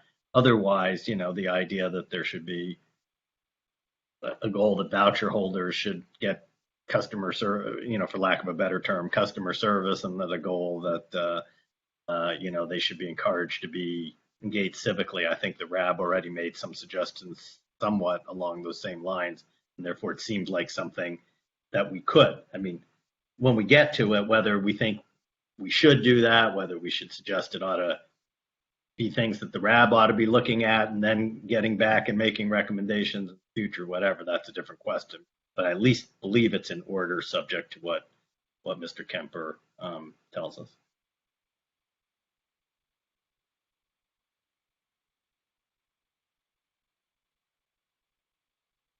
So Jim, you disagree that those are in order at the moment, those suggestions? I'm sorry, you were asking me, are those type of? My sense was, but I'm not the expert here, that these were things that could be added to the kind of very aspirational, high-level types of things that we're trying to achieve in the 5-year plan, and therefore could be discussed. Whether we choose to recommend them or something else is a different question. But to answer Commissioner Hansen's question, it would be, if we wanted to, it would be in order to say, yes, we think these are good suggestions, and we recommend to staff and to council that they incorporate them. I'm not saying that is the recommendation. I'm just saying that we have that is in order under this agenda item. Is that correct? I'm not an expert either on the Brand Act, but I mean, there is the agenda item on just the one issue. What I wondered if Commissioner Hansen, if what you're asking, Chair Soloff, is in response to Commissioner Hansen asking kind of how far could you go into the arena of making comments about the resident advisory board, how it should be formed? Is that what you're asking? Because clearly on any goal, okay, clearly. These were 3 specific things about the operation of the housing authority, or the housing division, more accurately itself. The ones that I read out from that were not about that. These were substantive comments about the plan, leaving aside the issues of whether the procedure is proper. And so I think Commissioner Hansen was asking, are these things actually for us to consider tonight? Is it possible for us to consider them tonight, or is it something that would have to be agendized at a separate meeting? My sense was we could talk about these tonight, and if people thought it was a good idea, again, I'm not saying that it is, but if people thought it was a good idea, we could recommend that those be added as to the 5-year plan. And I just wanted some advice from staff who's filed these reports that was accurate, what I was telling Commissioner Hansen. I would agree. I mean, it is the whole purpose of this opportunity is for the commission to make recommendations to the council/housing authority board about what the commission thinks should be the complete set of goals that goes to them. That the housing authority board considers. And so, yes, I think the commission should recommend the goals that they want to recommend, and then it'll be up to the board to decide, board council to decide whether they want to include those or not. I mean, I guess in my mind too, to be frank, it'll be, sorry. I said that's always true. We have no power to do anything other. Well, I guess I was going to be candid and say, when there's an advisory commission recommendations, one of the steps is, so those are that input has provided, and in some sense it drops it into staff's lap to then communicate to council in that staff report that either staff has no opinion one way or the other to add them, it thinks there's challenges, or it thinks it's a great idea. So there is that aspect too. So we would be interested in hearing what the commission recommendations are, and then to some extent it's our responsibility to then communicate to the council what we think about those. Do we think they're great and we recommend it, or anything else? If that helps. We're not necessarily, I mean, what one version can certainly be, hey, these are what the commission said, here it is, so to speak, and drop it in the lap of the council. But the council usually expects in many instances for the staff to weigh in on them too. And what do you think? And then they'll take all that into consideration and make their decision. I hope I was helpful in getting you an answer to your question, Commissioner Hansen. I tried. So let me say for myself, maybe to move this along. So I thought I had no problem with the plan that was written. I had no problem with what the RAB recommended. There are these additional recommendations, and now I'm just talking about the substance, not the procedures. If I heard from people here that they thought we should make a recommendation to add these things now, I could support that. I'm not going to lead that charge because I don't feel I know enough about it per se, and look to leadership from people who have more life experience with it. I also would be very open to the idea of suggesting that these seem like things that may be important, and that, you know, the resident advisory board, in addition to thinking about how it ought to be put together, ought to be looking at these suggestions too, and advising, since we know this is goals for the 5-year plan, and we were told earlier things can be added or changed. And so I don't think the plan going in the way it is would preclude consideration of the kinds of issues that were raised by Olga. So I'm sort of looking to what my fellow commissioners want to do, but that's sort of bottom line where I am on the substantive piece of this. And I just want to say one other thing. I reminded myself while we were doing this of what I'd looked at 6 or 7 months ago. And just to be clear, what's mandatory under state law is that either the housing authority itself, meaning the city council, has to add 2 participants to it, or it can create a housing commission and not add the 2 people to it. But it's not a choice to neither add 2 people to the city council when it's acting as the housing authority and get rid of the housing commission. So, okay. Commissioner Flora. Yeah, I could use some guidance as well. I certainly think her suggestions are sound. I can't speak to the ADA staffing thing because I don't know enough about it, but I mean, just as a consumer, they sound like good suggestions. But whether to add them tonight or not, I'd have to go back and ask. And I'm sorry, Anna, do you go by Anna or Anna? I can't remember. But in response to one of my questions regarding basing certain goals on funding, you pointed out to me that you can submit a plan and tinker with it and add additional goals throughout the 5 years. If I'm misquoting you, please tell me right away. If I'm not, it sounds to me like we can add some richness to the plan, or the RAB can as it goes, or the Housing Authority can as it goes. So then it becomes a question of, and if I'm right in quoting you correctly, well, what do you feel we have to add tonight versus what can we build on after October 18th or whatever that date is, after it's submitted to HUD? Can you clarify if I quoted you? Yes, you're correct that this is the goals that we are submitting right now, but over the next 5 years, we are going to have, other things come up that we're going to try to do. And so it doesn't prohibit us from doing, setting other goals. This is just what we're submitting to HUD at this moment.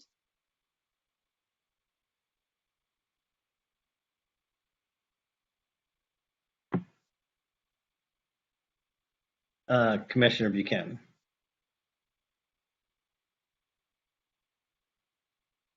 You have to unmute. Right. The way I see it, this is a plan of goals that we are submitting right now, and the 3 primary goals here: the improved customer service, provide a point of contact for a dedicated ADA coordinator, and promote civic engagement. I think that those should be included with the goals. How we expand on those as time goes by, how it's handled, but I think those should be included so that going forward, they're in our minds, and we make sure that we attend to them and resolve, the issues that have been that are behind these 3 suggestions. Because it's not the first time that the idea of an ADA coordinator has been presented. Promoting civic engagement, I think, is just important all the way around right now, more than ever. And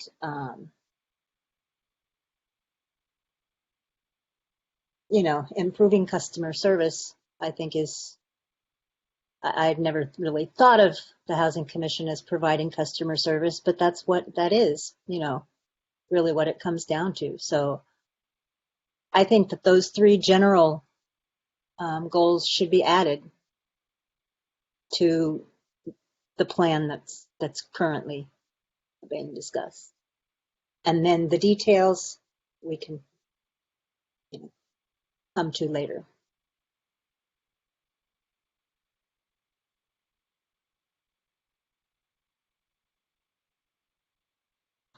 You need to unmute, Michael. I said, were you offering that as some form of motion, or did you want to hear what Commissioner Hanson has to say before we move to trying to see if we can come to some resolution here? I'd like to hear what Commissioner Hanson has to say. Okay, then Commissioner Hanson. Yeah, I just wanted to say I'm supportive of that as a motion. My only concern is with the second of the three, the ADA coordinator position.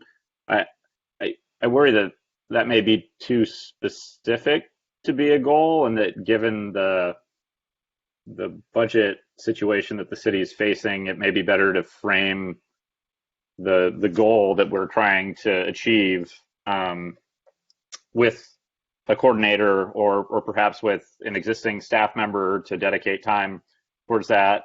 If the city can't fund a fully dedicated person to that position, is there some way to still achieve what we want? And so if we can frame the second piece as a kind of high level goal and then leave it to the city to figure out how to reach it, I'm very supportive of that.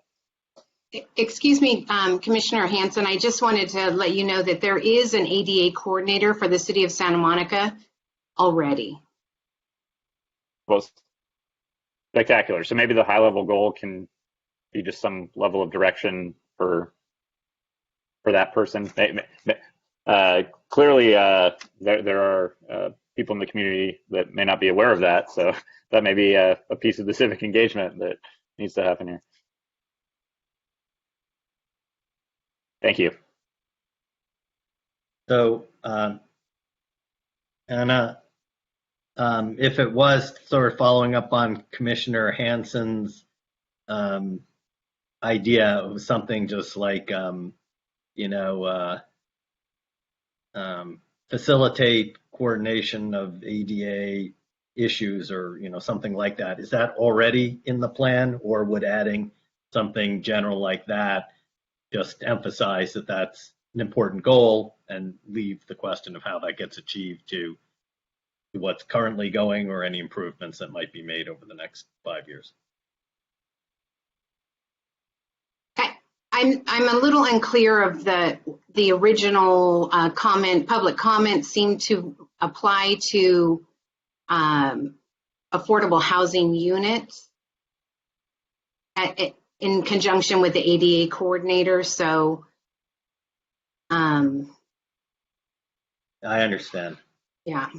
I guess just to, it sounds to me in light of that, that maybe I'll make a motion to see if we can move this, that we recommend to council that they adopt. Sorry, let me rephrase that. Start over again. I would move that the Housing Commission recommends to the council sitting as the Santa Monica Housing Authority that they approve the 5-year plan that has been proposed with the, which it already incorporates suggestions by the RAB, and that it also include as additional goals, improving customer service and improving civic engagement of participants. And that we also recommend, well, let me stop there, that's what we suggest to the city council. I may make a later motion about, or making a recommendation to the resident advisory board about some things it ought to look at. So that's the motion. Is there a second for that motion? May I make a friendly amendment? Absolutely. So or a substitute motion, either one would be fine. Well, no, I agree with, approving the plan as it stands with the addition of improving customer service or developing a customer service policy and promoting or improving civic engagement. I think in this ADA coordinator part, you know, it mentions increasing community of fair housing that was presented. So perhaps that could be the added as a goal, and then we could figure out later exactly. But I think increasing community integration for persons with disabilities, because clearly I think there are people with disabilities who don't even know there's an ADA coordinator in the city, you know, or what that does. So what I would like to do is take what you just said, make it a substitute motion, and then by you, and I will second that motion. Okay. Okay, so you're the maker of the motion and I'm seconding it. Okay. So just to restate it so everybody understands, it's to recommend to the City Council, sitting as the Santa Monica Housing Authority, that they approve the 5-year plan as proposed by staff, which already incorporates the suggestions by the Resident Advisory Board, with 3 additions that Commissioner Buchanan just outlined. Which one do you want, Commissioner Buchanan? Develop a customer service policy, is that, or just further customer service? I would say develop a customer service policy. Okay, so to develop a customer service policy, to work to integrate people with disabilities into the community, and to improve civic engagement of recipients. Promote civic engagement and increase community integration of persons with disabilities. So that's the motion, which I'm seconding. Commissioner Hanson. Yeah, I'm very much inclined to vote for this. My one concern was the wording there is, I imagine the city probably already has, and this department probably already has, a customer service policy of some sort. So, I mean, do we want to like give it a little flavor of like a welcoming customer service plan? I don't know what the lingo is here. Someone that's more in this space can probably better frame it than I can. But I feel like we need to like give it some top spin and not like just say a plan, a customer service policy. So you're the maker of the motion, Commissioner Buchanan. Do you want to take some of that and make it a friendly amendment? Yeah, I think changing it to a client focused customer service policy is what it should say. Love it. Okay. I'll second that then. Okay, so we have a motion, Commissioner Kamner. Sorry, I think I've gotten a little bit lost here. So we're voting now to approve the 5-year plan? No? Okay. Sorry. To recommend to the City Council, sitting as the Santa Monica Housing Authority, that they approve it. Okay. With the 3 additions, I'm supportive of the 3 additions. I had other comments and other suggested additions for the 5-year plan. You know, I'm So why don't you go ahead and spell those out? There may be friendly amendments. Thank you. Motion, so go ahead. I'm just so appreciative of everybody, and it's so great to see everybody finally in a housing commission meeting. I just wanted to get that out of the way. It's just been a really difficult time. Obviously, I know it's been a difficult time for all of you. The housing commission being suspended has been a huge disappointment. Even though we're suspended, it seems like the housing issues are more dire and urgent than ever. Housing's more important now than it's ever been. We're reaching an eviction crisis. So Commissioner Kamner, sorry. We're going to be discussing those kinds of issues about like what this commission should be doing if we were allowed to in the next agenda item.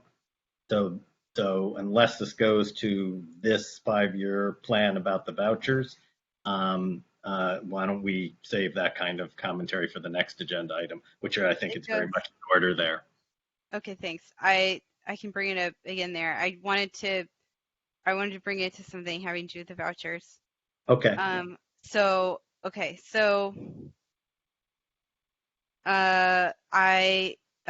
was just saying the housing's very bad. Obviously, homelessness is bad before the pandemic. It's going to get a lot worse once this pandemic is over.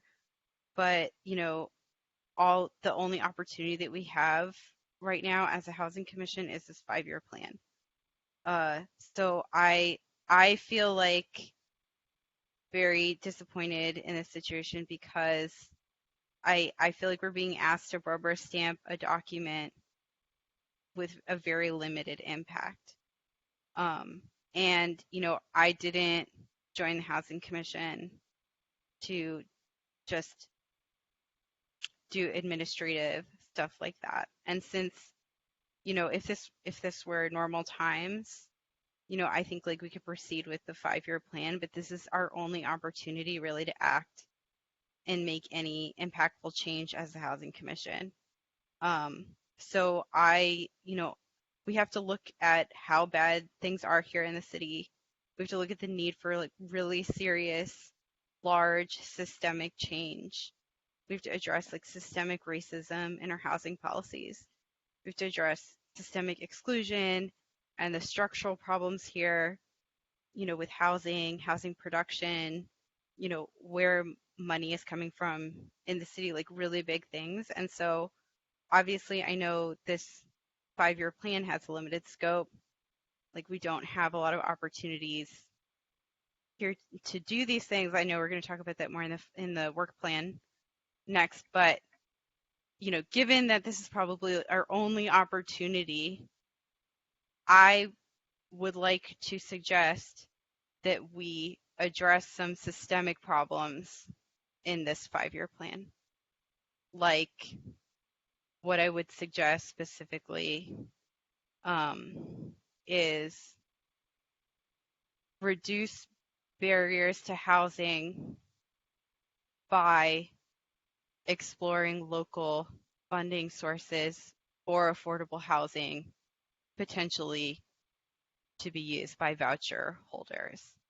And then an additional point, reduce barriers to housing by providing enough supply for voucher holders to have access to. So those are the two systemic points that I feel like could be added to this. But obviously, like I just want us to think like really hard about this one opportunity that we all have to make recommendations to the city council.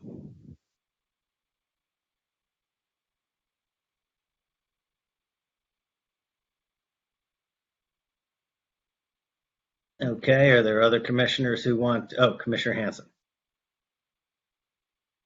Yeah, I just had a question about the supply or the ability to access housing with vouchers. And this gets a little bit to my question at the beginning about like the consequences of the election and if a whole lot more vouchers happen to become available in a year or two, hopefully.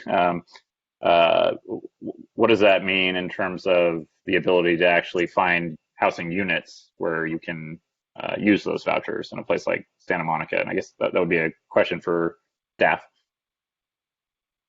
Well, I think those of us who've been on the commission can answer that question for you. Sure. Yeah. 4 years ago, I think it was now, the payment standard that was allowed by HUD was in the 5th percentile of rents in the city, meaning that 95% of the housing, the rent was higher than what could be the maximum that we could allow under the Section 8 program. The city, the commission, the council, various people went to Washington, lobbied, staff wrote a great letter. We got a payment standard increase that put us at the 40th percentile. And the reality is obviously that rents have gone up since then, subject to whatever temporary impact COVID might have had. But the rents in this city are so far beyond what HUD will allow us to pay, and I'm talking about even in rent-controlled units, thanks to Costa-Hawkins, that none of that is going to change. If we did get, I'm with you, that I'm hopeful that perhaps with a different federal government, the housing plan that's been put forward, which is to fully fund the Section 8 program, so instead of 30% of the people who are financially eligible, 100% of the people who are eligible get vouchers, will probably allow us to do two things. One is for those people who are in long-term rent-controlled units where their rents are still within the levels that that the Section 8 payment standard is enhanced allows, we can keep those people in place and not have to do it through our own money through something like the POD program or otherwise. The second thing is that we may have to ourselves bridge the difference between what the federal government's willing to pay and what it would take to get people into, older, housing. I don't believe there's any analysis that could support that whatever we did, we can build these 9,000 units, even if we treated them all as market rate, that would lower the rents in the city for anything that's new to a level that it would even be feasible for us to make up the difference. But I do think we could keep people in place, and I do think that we could expand it much broader and use some of our own money then to bridge the difference. Now, maybe we could convince the federal government to go further and to recognize that since their policy supposedly is that we want low-income people in highly resourced communities like ours, that they ought to really raise the payment standard. But, that would depend on a whole lot of change in federal policy and a lot of money, which they should do from certainly my perspective and your perspective, I think. But in the past, where they don't have enough money to cover more than 30% of the people who are eligible, it was never going to happen. They didn't give us any more money. They just allowed us to raise the payment standard, which meant reduce the number of vouchers we could issue.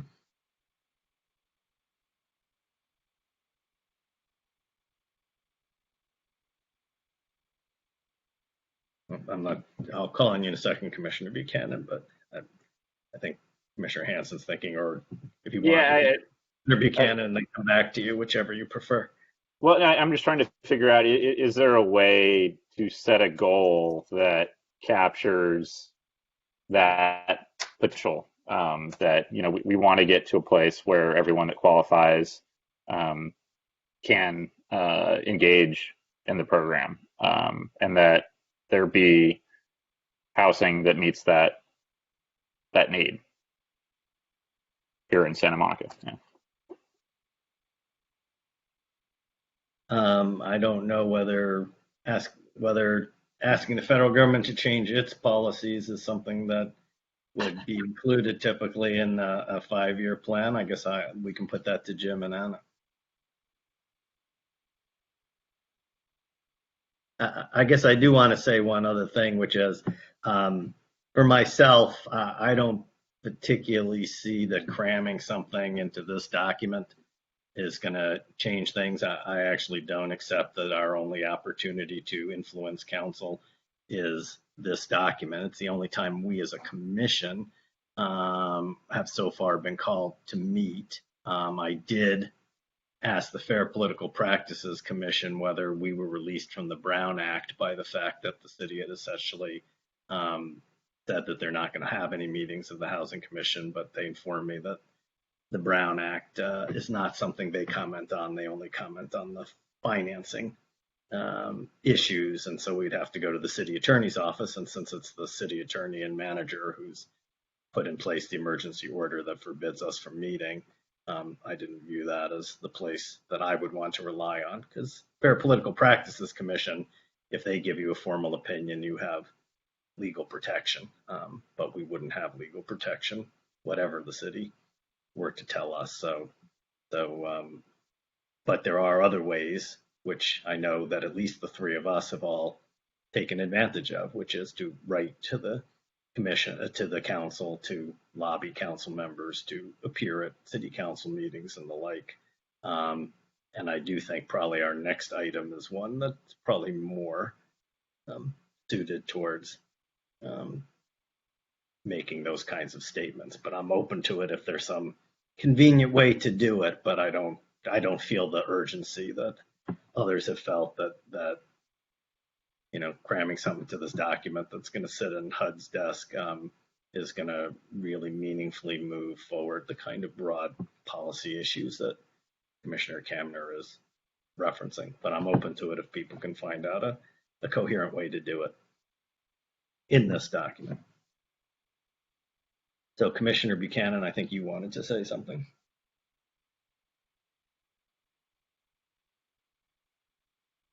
Yes.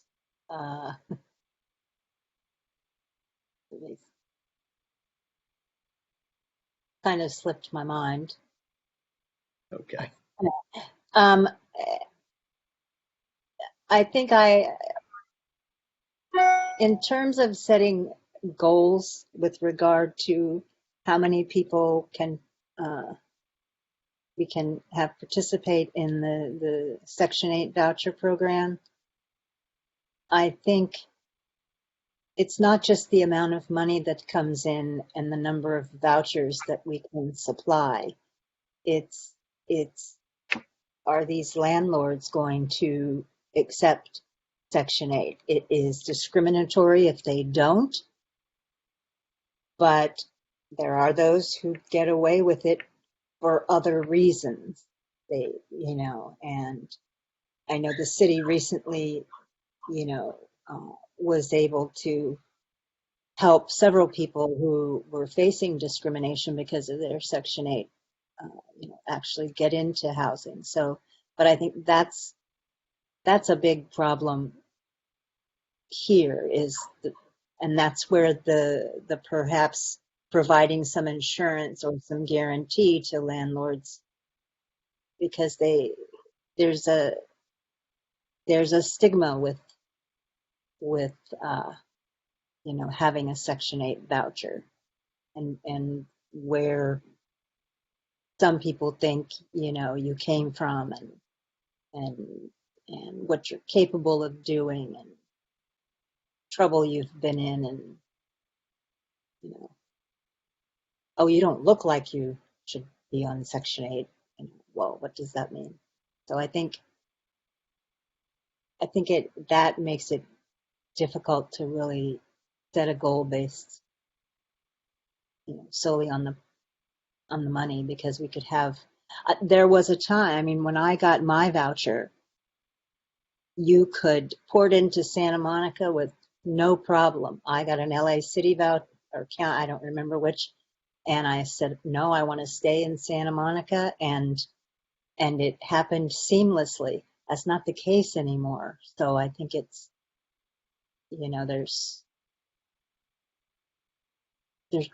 I think that kind of goal is a little, just right now, unrealistic. If we do get the money, then I think we can, if there is a change in November. And I will just observe, you're right. When people are getting new apartments, there's always an enforcement issue. But at least according to HUD's CHAZ data, which was first brought to the commission's attention now almost more than 5 years ago by Vice Chair Hilton, and the most recent data says we have over 7,000 existing rental households in the city of people who are low, extremely low, very low, or extremely low, and paying more than 50% of their income for housing.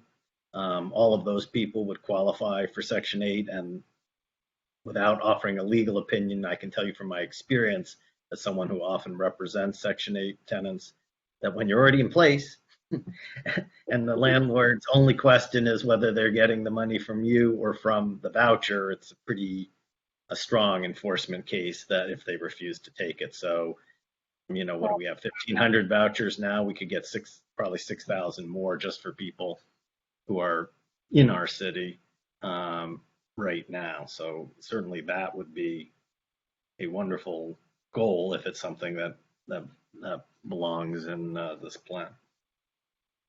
Looking at it that way, yeah, it makes sense. So I think there's a motion and a second on the table.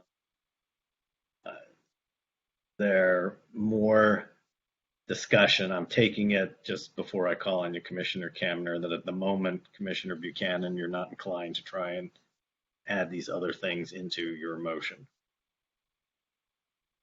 Is that right? I don't think that they apply to the Section 8 voucher program. I think they're important, but they're okay. So they're not friendly amendments. So if you want to make a substitute motion procedurally, Commissioner Kamner, you can do that, and we can do it that way, or we can vote on this motion, and you can make a second motion, however you want to proceed. But that's sort of where we are procedurally and trying to bring this to some resolution.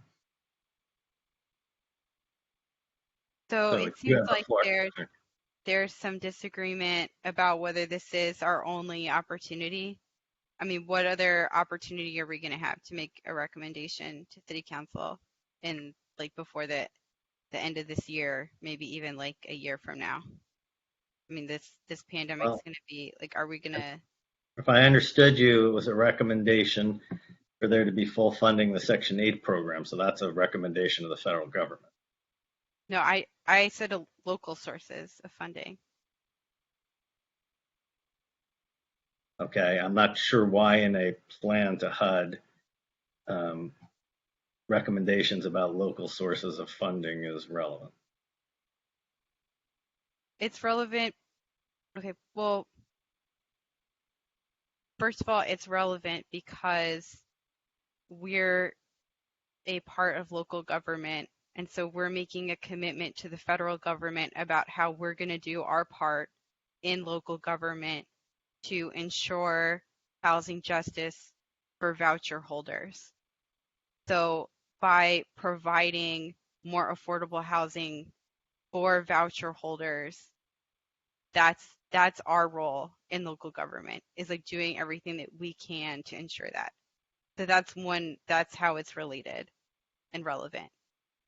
The second thing is that, like I said, this is our only opportunity to make any recommendations to the City Council as the Housing Commission. Yes, we can make individual recommendations to the City Council. We can speak freely as residents, but as the Housing Commission, this is our one act. And I can't in good conscience just approve a document that is so limited with my one act as a housing commissioner. This is. So why don't you make a substitute motion? If you have a second, we'll take a vote on it, and then we'll either pass that or we'll move on to the main motion. I just wanted to finish what I was saying. Sure, I think this current document, in the context of the fact that we have no other ability to act right now, is a document of hopelessness in a hopeless situation.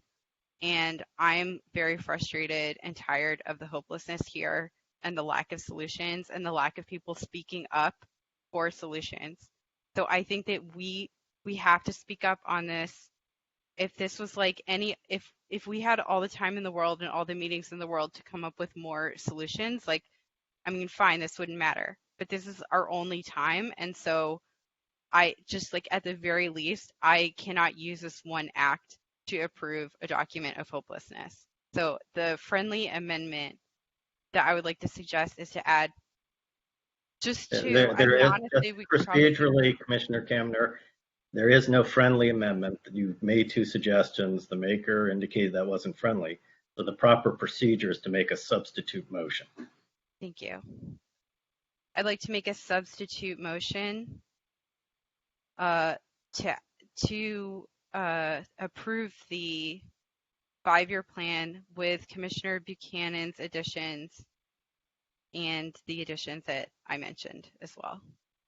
Okay, and could you repeat your two additions? The two additions are increase total supply of housing for voucher holders to potentially access. Reduce barriers by increasing the total supply of housing for voucher holders to access. And then the second one is reduce barriers to housing by exploring programs to fund affordable housing for voucher holders to potentially access. Like, honestly, we should probably put more stuff in here, but. Those sound similar. Can you just, sorry, can you? Sorry, are you seconding the motion, Commissioner Flora, or are you asking a question? No, sorry. You can do either. Fine. So Commissioner Hanson, are you seconding the motion? I'm seconding the motion. Yeah. Okay, so now that's the motion now that's before us, so now we can have discussion of it. Commissioner Flora. Sorry, I'm just trying to follow the rules. No, I appreciate that, Chair. I appreciate that, Mr. Chair. Commissioner Hamner, they were different words, but they sounded like they were the exact same goal. Can you read them again?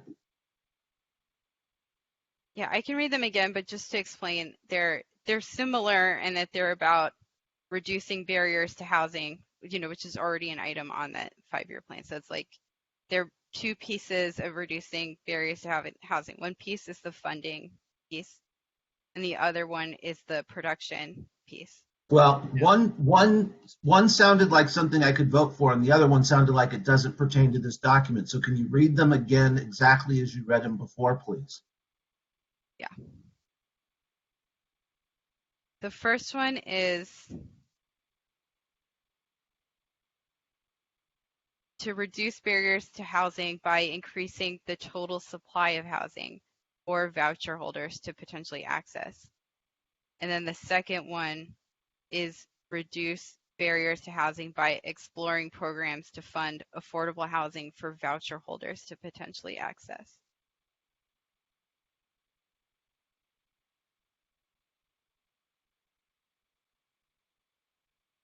Commissioner Buchanan. And just before you go, Commissioner Buchanan, because he's been very silent, I just want to make sure, Vice Chair Hilton, that if and when you want to speak, you're just unmute yourself and let us know, okay? So go ahead, Commissioner Buchanan. Sorry, just jumping in. Vice Chair, you've been unmuted. I haven't muted you because I know you can't unmute yourself. So if you speak, we should hear you.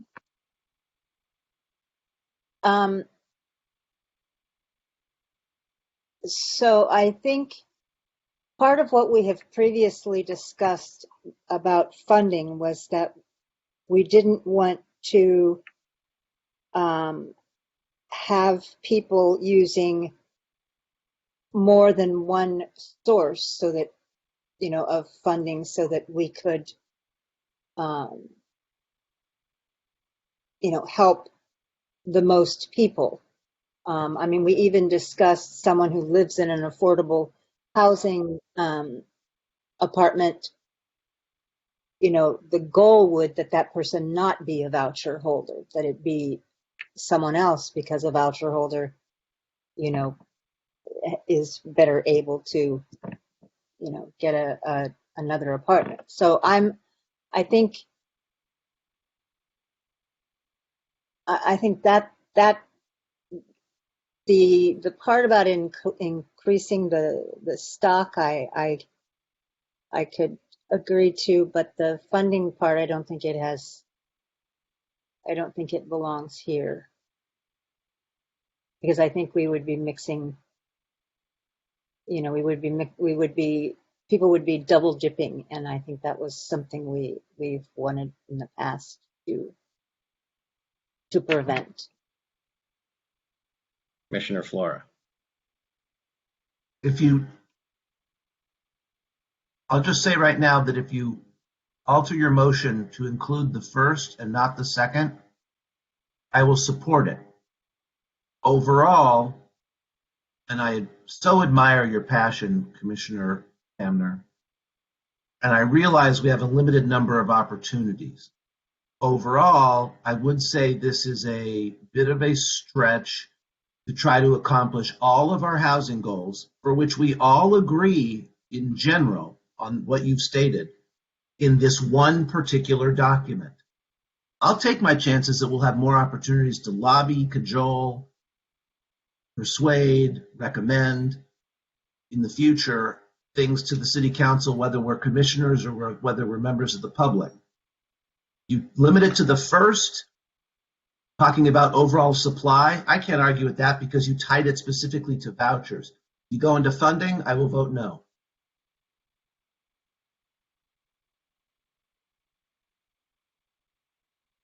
I hear you about the double dipping. Thank you. That's a good point.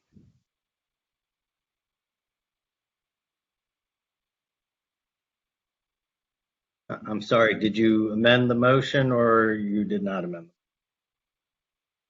I'll amend the motion to just be the first one, increase total supply. The increase. So increase. What is the exact wording of the motion now? On that point, I know the rest of it. It's reduce barriers. Sorry, let me go back. Reduce barriers to housing by increasing total supply of housing for voucher holders to potentially access.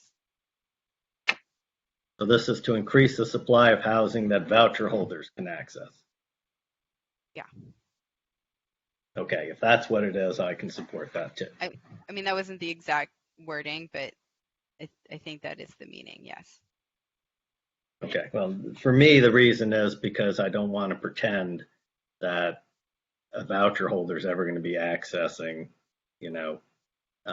luxury condos or other things like that. But if we're talking about building housing that they can access, I'm all for that. So that sounds good, and it is tied to the voucher holders. So, okay, is there any further discussion on this? Commissioner Cameron. Yeah, I don't really understand because because we just removed the second one about the affordable housing. So if they can't access the market rate housing and they can't access the affordable housing, what kind of housing are we going to have here that they can access? Like, I'm just confused about that. Maybe I misunderstood, and what I thought Commissioner Buchanan and Commissioner Floor said is that they didn't want to talk about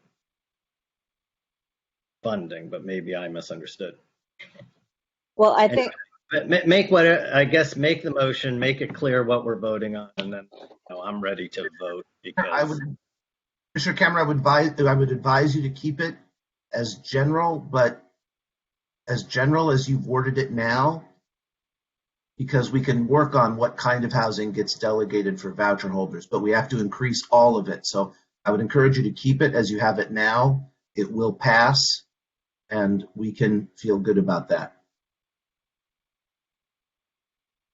And this also, your motion also includes everything Commissioner Buchanan added, correct?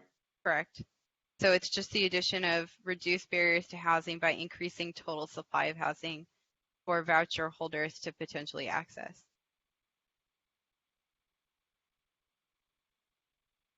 Okay. Is there any further discussion? Call the question, unless Commissioner Hilton wants to weigh in. Okay, so call a roll call vote. Okay. Commissioner Buchanan? yes. Commissioner Kamner? Yes. Commissioner Flora? Yes. Commissioner Hanson? Yes. Vice Chair Hilton? Yes. I'm sorry, I didn't hear that. Vice Chair Hilton? Yes. Okay. Chair Soloff? Yes. Okay. So that is there anything else anybody wants to do on this item? Well, what do we have to do with the motion that I made? Because she did a substitute motion. Do we have to That takes the place. It passed. Your motion is gone. Okay, I just wanted to make sure. But it included all of your stuff. Right. But I didn't know if it was still there and we had to put it to rest or whatever.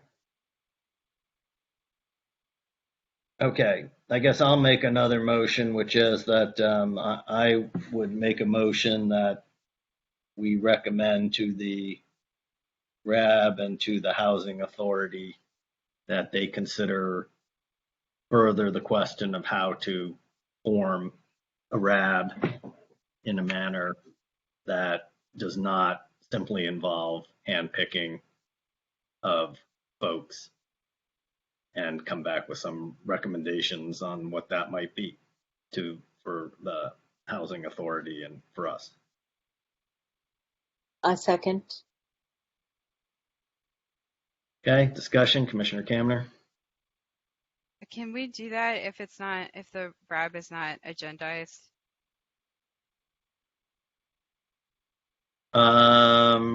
Well, let me think about that. Since we've been discussing it as part of the housing plan. So if we had thought that for example, if we thought that the current situation was not lawful, then we wouldn't have recommended to the, phrase that. If we thought that we had not gotten the state, let me rephrase it to be really clear. If I had not heard from Mr. Kemper that HUD had said that the current situation is acceptable, I would not have voted to recommend approval of this plan. I wouldn't have taken any position. I would have said that I have too great question about whether we are in compliance, and that I leave that to the Housing Authority and to the city attorney to decide. So in that sense, it was in order. I guess your question about whether for the future stuff, I think it probably would belong better in the next agenda item. So I'll withdraw the motion from this agenda item. So is there anything else anybody wants to do on this agenda item? Okay, so that completes item.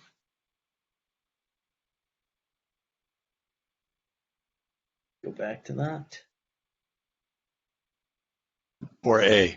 4A. Okay, so now we're on 4B, discussion of the annual work plan and potential priorities and possible action setting, long-range agenda and work plan. So I put this on the agenda. Oh, are you going to put up some numbers? Yeah, good idea. So if you'd like to make a public comment on item 4B, the work plan, please call phone number 408-740-7256. Meeting ID is 668-667-587, followed by the pound sign, and passcode is 1491, followed by the pound sign.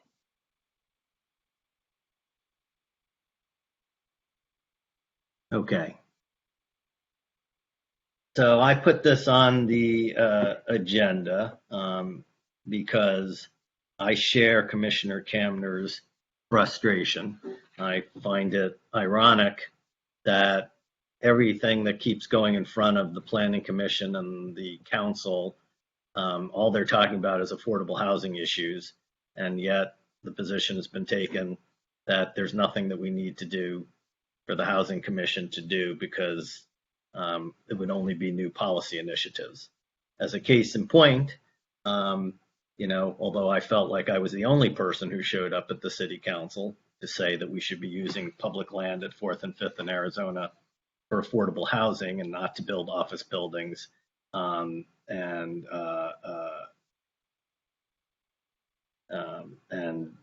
this sort of luxury stuff that is in the current plan. And also on the other end, not being the person to show up and say we should just turn it all into a park. That was something where the issue of affordable housing was front and center.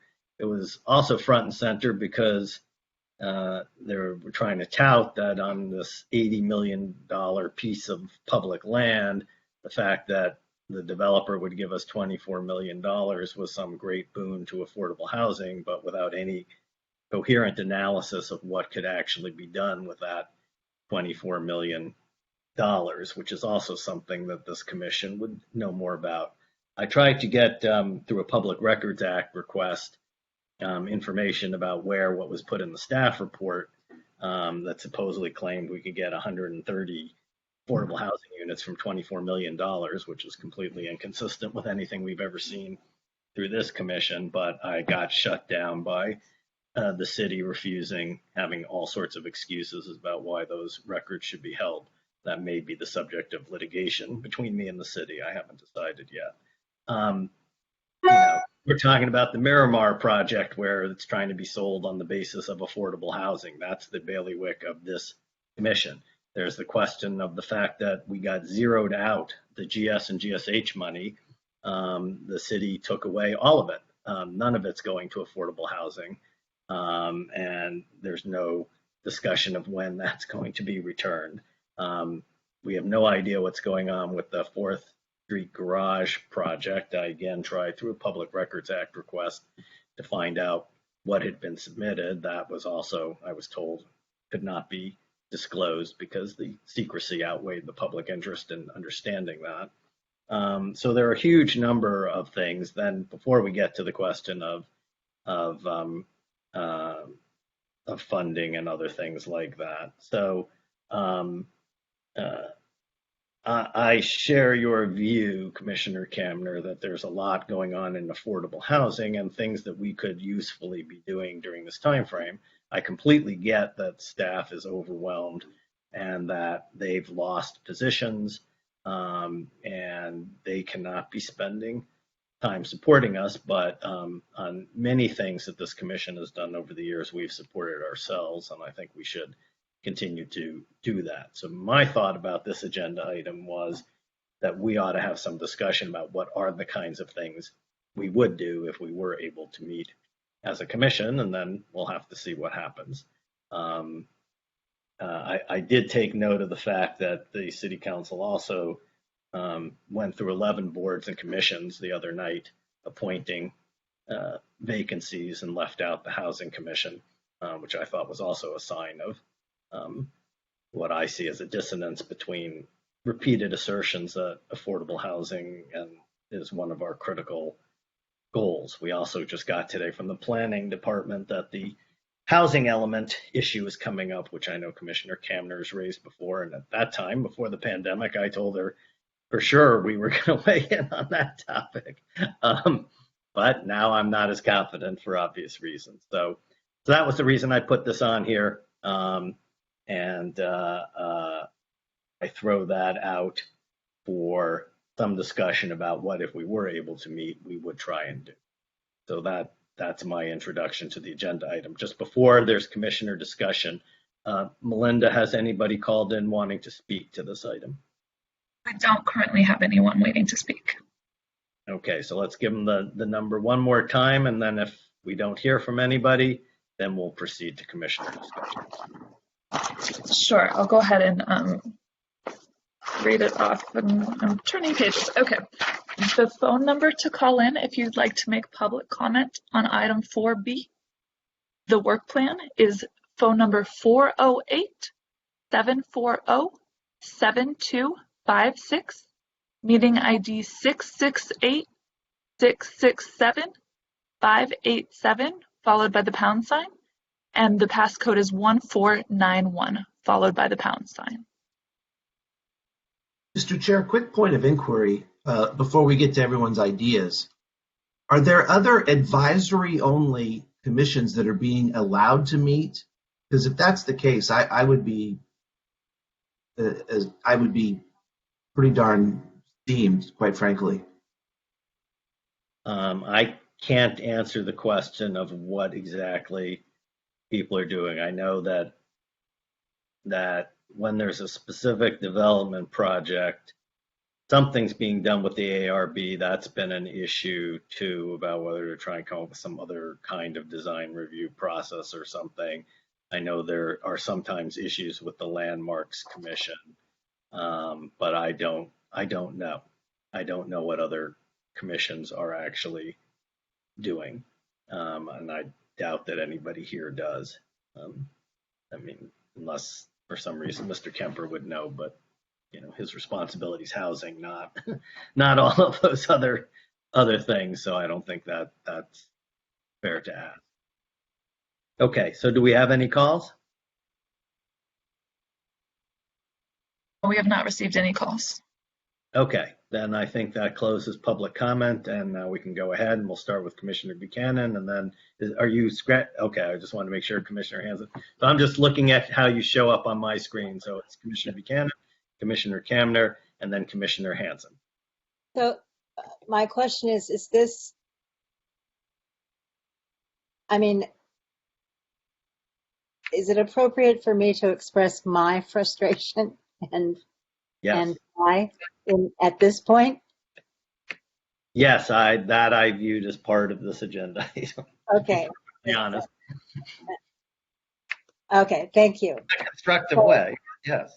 Yes, I want to preface it by saying my frustration is not with staff or the Housing Commission, the Housing Authority in any way, shape, or form. I had a major problem with the fact that we were asked to review, comment on, and recommend this 5-year plan with very little advance notice and with only one meeting in which to accomplish all of that. I feel that it, even though I think we've done a very good job, I think that it could have hindered our ability to do our due diligence, which is a hallmark of ours. I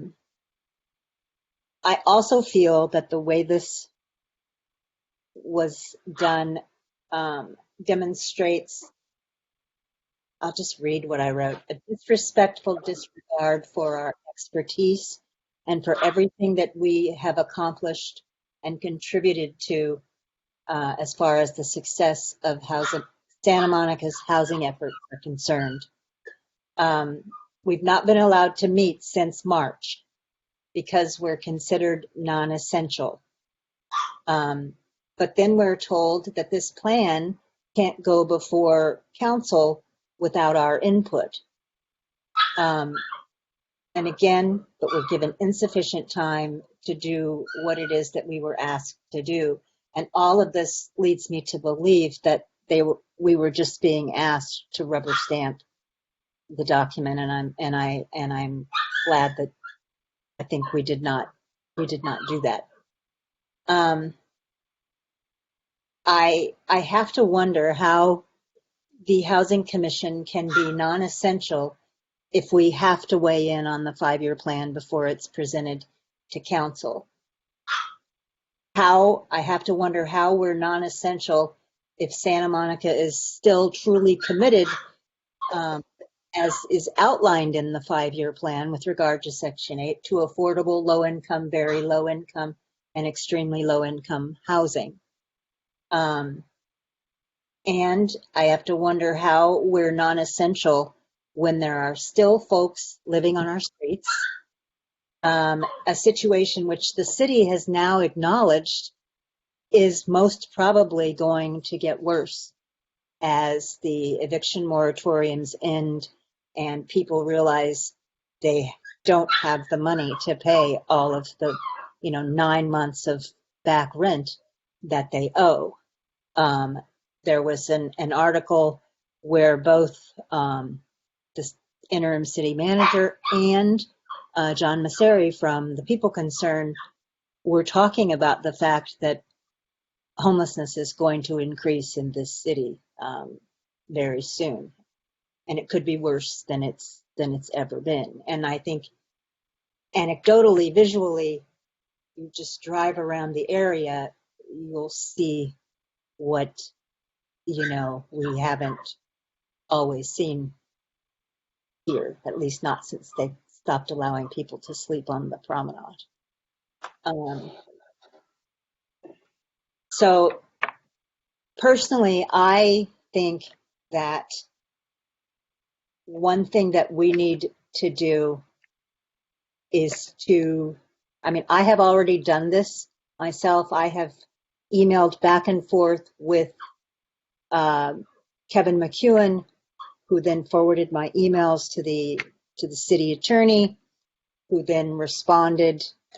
At that point, we had the looting and the rioting And so I sort of stopped. But I think that we need to somehow, we are not non-essential. And I think that, and I don't think our being deemed non-essential has as much to do with money and support as it does with something else. And I don't know, I can't say what that is, but I think, I don't know what we can do. I mean, I certainly plan on continuing to voice, my opinion, and it's my opinion. I didn't even say to them that I was, I mean, they know I'm on the commission, but, I challenged them on the whole, if there's not a housing commission and you don't have, Section 8 participants on the housing authority board, you got a problem there. And I was told in so many words that I was wrong, but I knew that I wasn't, and it was confirmed here tonight that I'm not. So I don't know. Somehow I think we need to do whatever we need to do to keep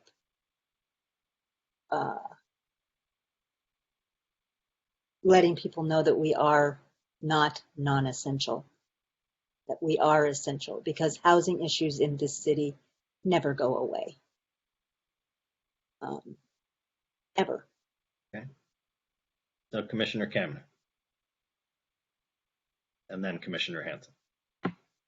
Thank you, Commissioner Buchanan. I agree with everything Commissioner Buchanan said, that I think that the Housing Commission does have an important role. I also thank you for pointing out that, of course, like the blame is not with city staff, and like the frustration is not with city staff, of course. I mean, like, obviously, a lot of this situation is no one's fault. So I just want to acknowledge that, like, this is just a really difficult situation for everyone and the city. That being said, I think I would like to volunteer, if it's helpful at all, like to help with running virtual meetings or something, or like helping with like taking public comment through virtual meetings. Like, I feel like probably help with that, if maybe that is the issue for the city in terms of like staff time. Wanted to put that out there.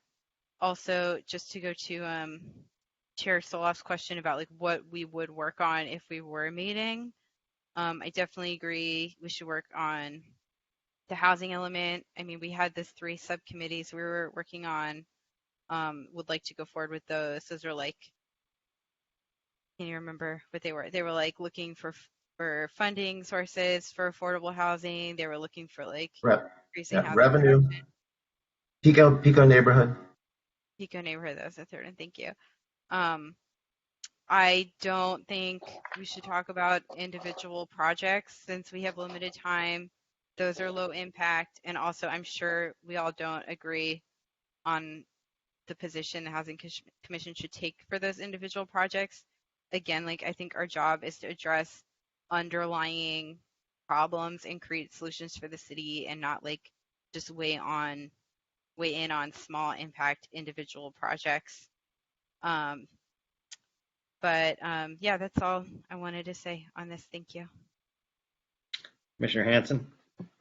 Yeah, I'll be quick because I agree with what Commissioner Buchanan and Commissioner Kamner had to say completely. Yeah, I mean, we had a housing crisis, and we didn't have the funding or the resources to address it before COVID, and COVID's only made it worse. And as Commissioner Buchanan said, like the back rent issue is a huge concern, and I don't know like how closely the city is tracking that, but if the city is aware of what the situation looks like with back rent in our community, that's something I think this commission should be aware of and thinking about how that situation is going to be dealt with when those bills become due. Because that's like the scariest thing happening in the housing space, as if there weren't, 10 other awful disasters happening in the world right now all at once. But I would want to see us looking at COVID-related housing impacts, the housing element, obviously, and that's it for me. Commissioner Flora? Thank you, Mr. Chair, and I just want to thank you for putting this on the agenda. We can wish list some things tonight, but I think my first priority would be for us to first make a plea to our council friends and to the city manager's office to let us do our work. Let us begin to convene again via, in this case, Blue Jeans virtually. From there, I think we can begin to prioritize some things, starting with getting to work on that housing element, making sure we're throwing our weight back into what our job should be, and letting our voices be heard and fairly loudly. I've been a bit distracted by life during COVID, and I've missed council meetings like the one you attended that I just has gone over my head because it's not as on my mind as it should be. And I would have liked to have been there to speak with you, Michael, in retrospect, but apologies. But the first priority has got to be finding some way to get us meeting again officially, having a green light, getting someone's blessing. And first we make an appeal, and if that doesn't work, we got to go to public shame and get us meeting so we can work on things again. I could throw out a list of things. I think COVID housing is an important operation. Maybe we should be involved while COVID is still going on with helping with Operation, not Lock and Key, Operation getting people off the streets and into hotels. Something with a key. Yeah, my COVID brain is going. So I could throw out wish list priorities, but I think the number one priority is getting us meeting again. So that's my one idea for you right now. And from there, at that first meeting, we can have and I know this is big for me, a loosely structured discussion even of what to prioritize. Okay. Vice Chair Hilton, did you want to say anything on this before I comment again? Yeah, one comment concern is about staff reports and handouts. At our February 20th regular meeting, we had an 8-page staff handout, quote, analysis of rent burden households and affordable housing. The 8 pages contained lots of data and math on incomes, rents, and affordable housing. And after the meeting, I found there was a lot of omissions and contradictions in the mathematics. I think that every commissioner like me and the public got the 8-page staff report at the meeting, at the very start of the meeting, and it would have been more helpful if the 8-page staff report was included in the meeting packet 6-7 days prior to the meeting. So it's just a reminder that staff reports, especially with a lot of data, should be included and available in the advanced meeting packet.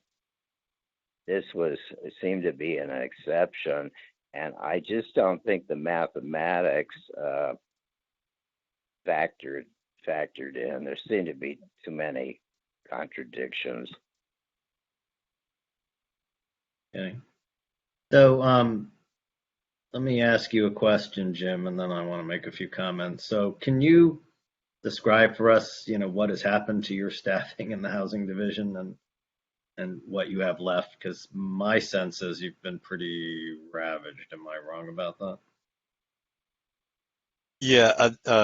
you're not wrong. We lost the housing manager position. We lost the housing authority administrator position. We lost 2 of the 3 senior development analysts position.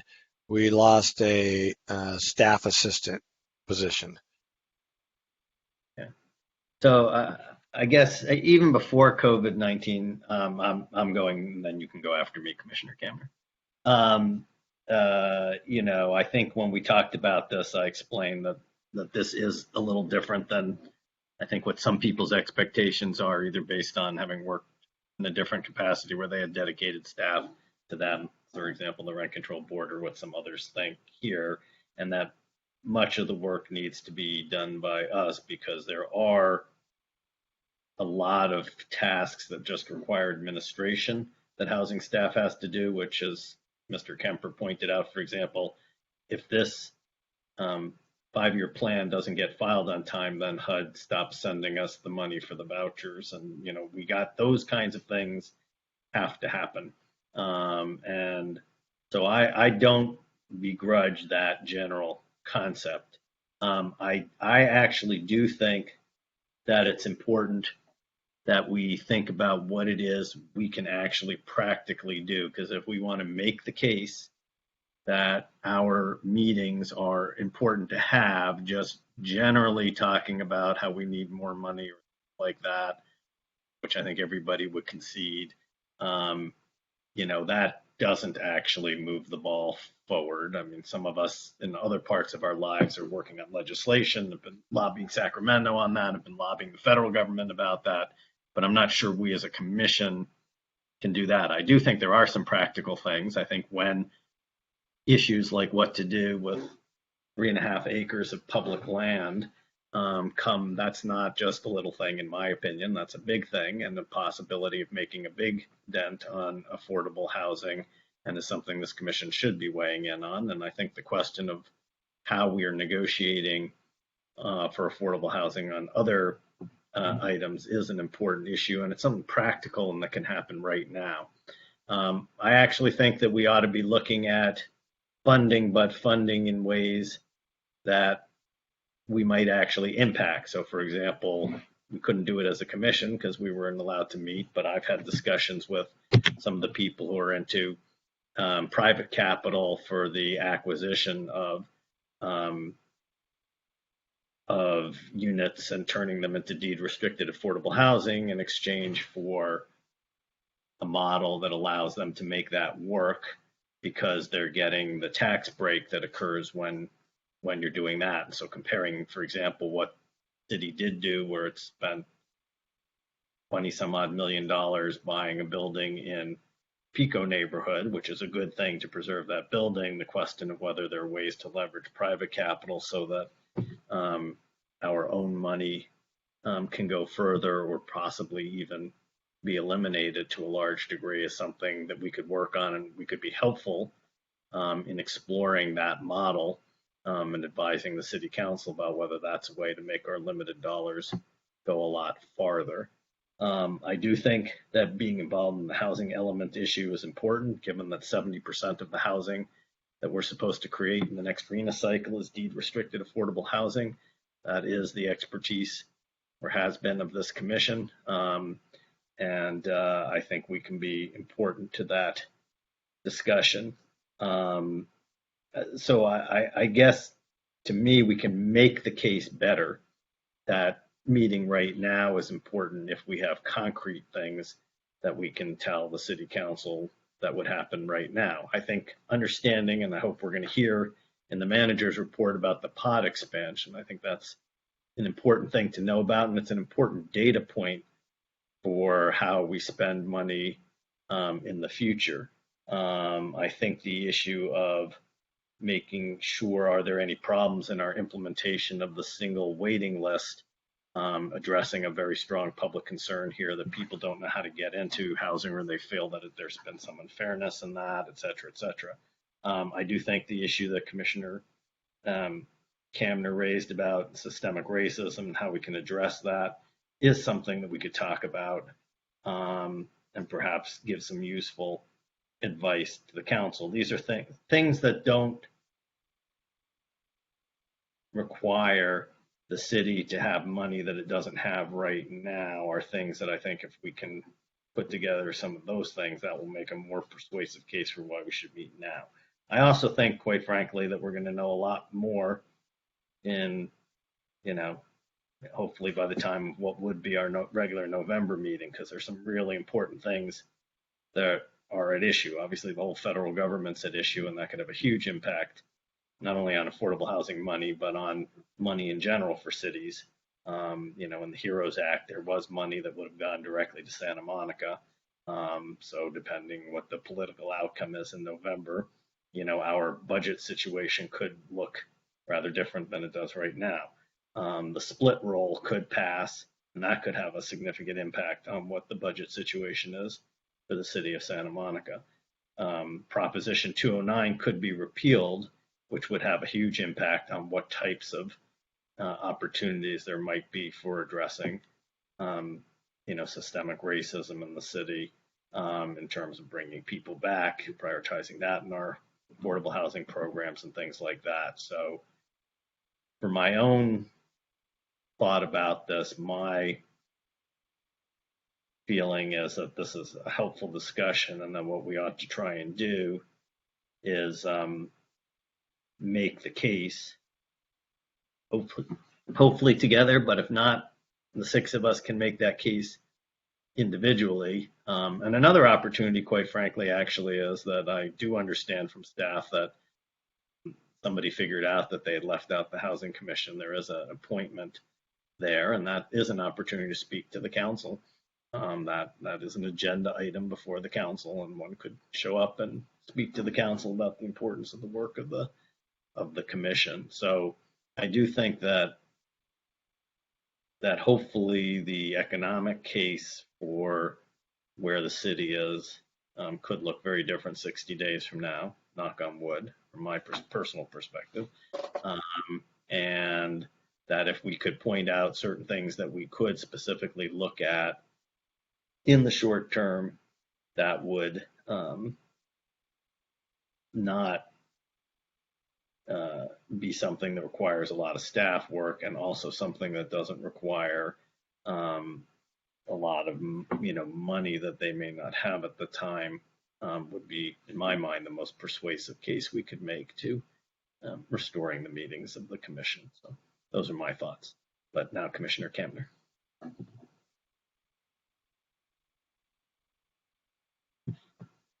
One thought is we could hold meetings using our own volunteer time with other virtual meeting services. It doesn't have to be Blue Jeans. If there's like some kind of issue with using the city's resources without staff or something, I just wanted to make it clear we could use a different virtual service, and that I definitely can help operate that if that's needed.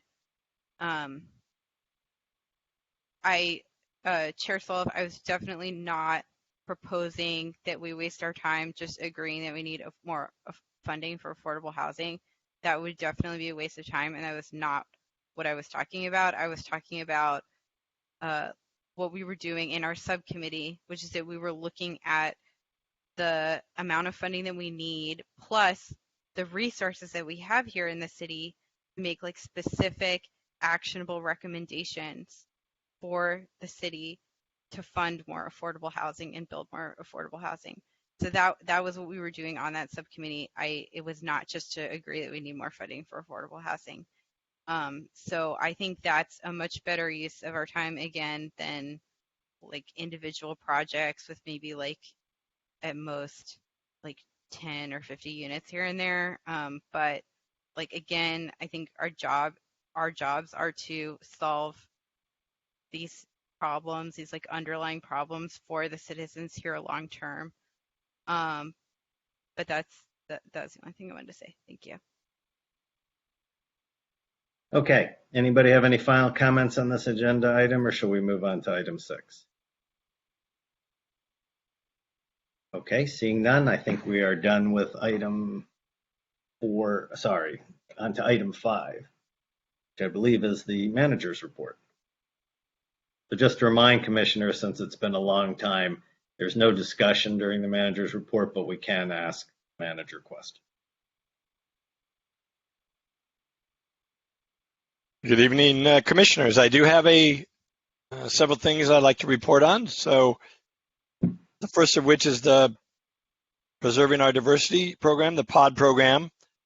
Just for a little background, as you may recall, right when we were going to begin ramping up is when the pandemic hit, and we were on hold primarily because it was unclear about what was going to happen with the revenue situation.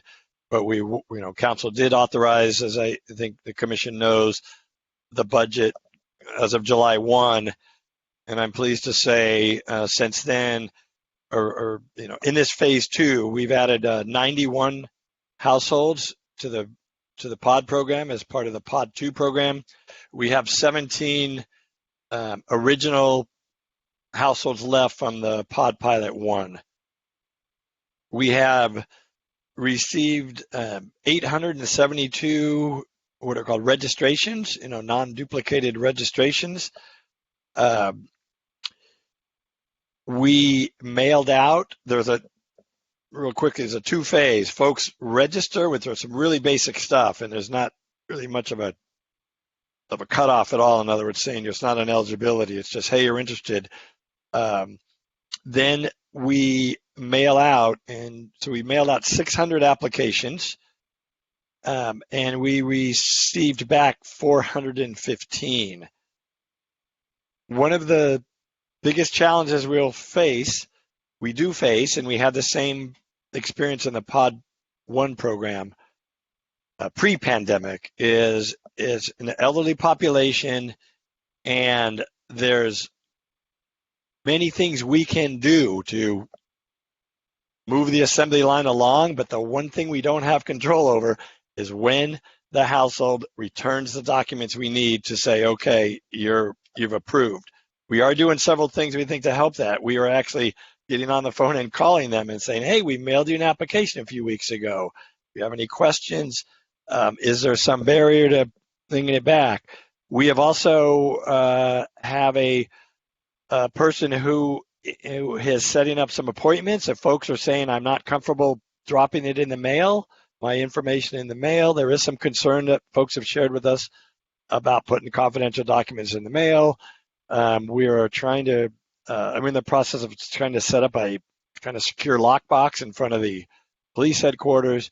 But it's a long way of saying, one of the bottlenecks right now is getting folks who we mail their applications, the full application, to get their documents back. And again, we have several strategies, but that was a challenge in Pilot 1, and it's a challenge in Pilot 2, and the pandemic puts an even additional kind of layer of difficulty on that. But that's where much of our effort is going right now, with getting folks to return their documents. So I'll pause there if there's any.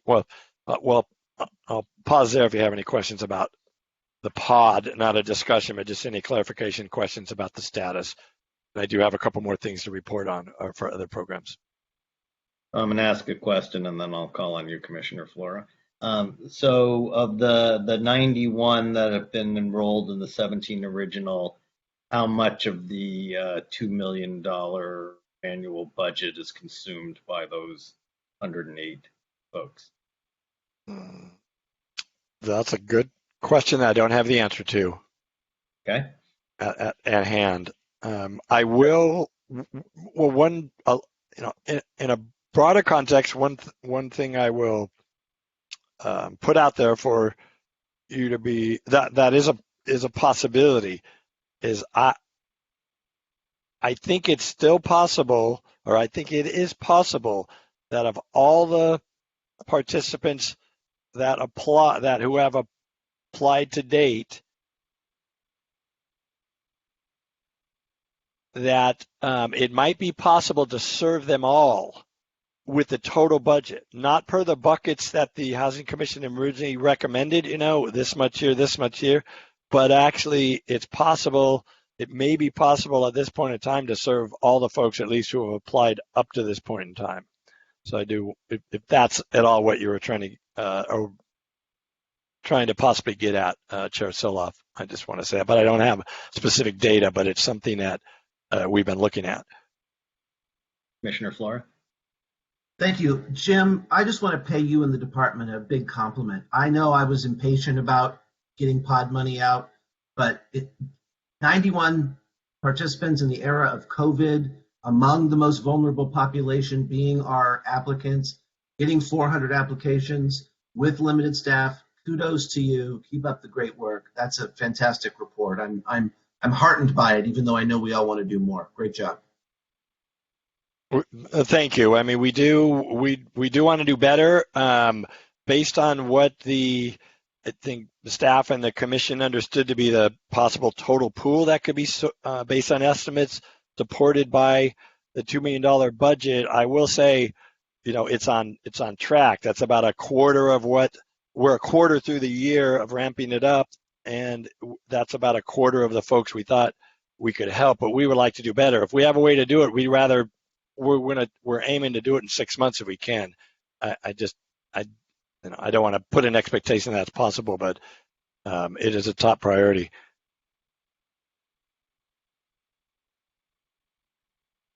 Okay, I don't see anybody else asking to ask questions about the pod, so. I have a question. Vice Chair Hilton. So the Preserving Our Diversity monthly benefit, I think, is almost exclusively funded by the GSH. It's a type of retail tax. And what is the financial impact on COD? I'm sorry, I didn't hear the last word. What's the financial impact of the?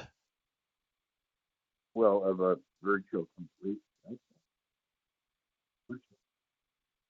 We're having trouble hearing you, Richard. Well, there's no retail.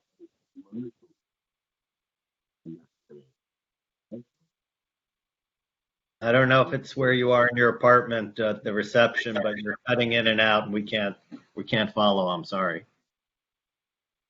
All right. Can you try again?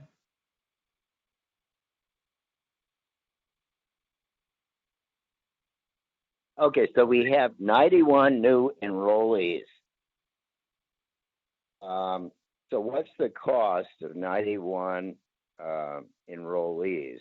And also separate to that, what's the financial impact of a virtual complete shutdown of retail and commercial, especially in the downtown and on the pier? Could you expand on it? If I understand your question, Vice Chair Hilton, and this is a report out item, but one of the, again, what I mentioned earlier is that it's always been a challenge with the elderly households for various reasons. Maybe they don't have the technology to scan documents and email it to us. Maybe just gathering the documents, and it's not exactly so easy to go to your bank these days and all those other kinds of and the places to get documents. And the pandemic is making it even more difficult because our offices are closed, and there are folks that in Pilot One would, at least they'd come to our office and sit down with all their documents, and we would help go through them and say, this is what we need, this is what we need, and kind of finish it up. And we would do home visits when we did in Pilot One, but as you can imagine, it's not recommended to threaten someone's health by us doing a home visit. But we at least have got to the point where there are folks, if their only barrier to getting us a document is they want to come drop it off, then under limited circumstances, we're setting up an appointment where they can come and hand it through the door, and they'll take it, and then we'll keep the process going. So the overall, the budget that the council adopted is money that is already there. So if what you're asking is there isn't any current threat of that, at least that original first year $2 million budget, being taken away, if that's what your question was. Well, how long does that $2 million budget last, and how many households will it serve?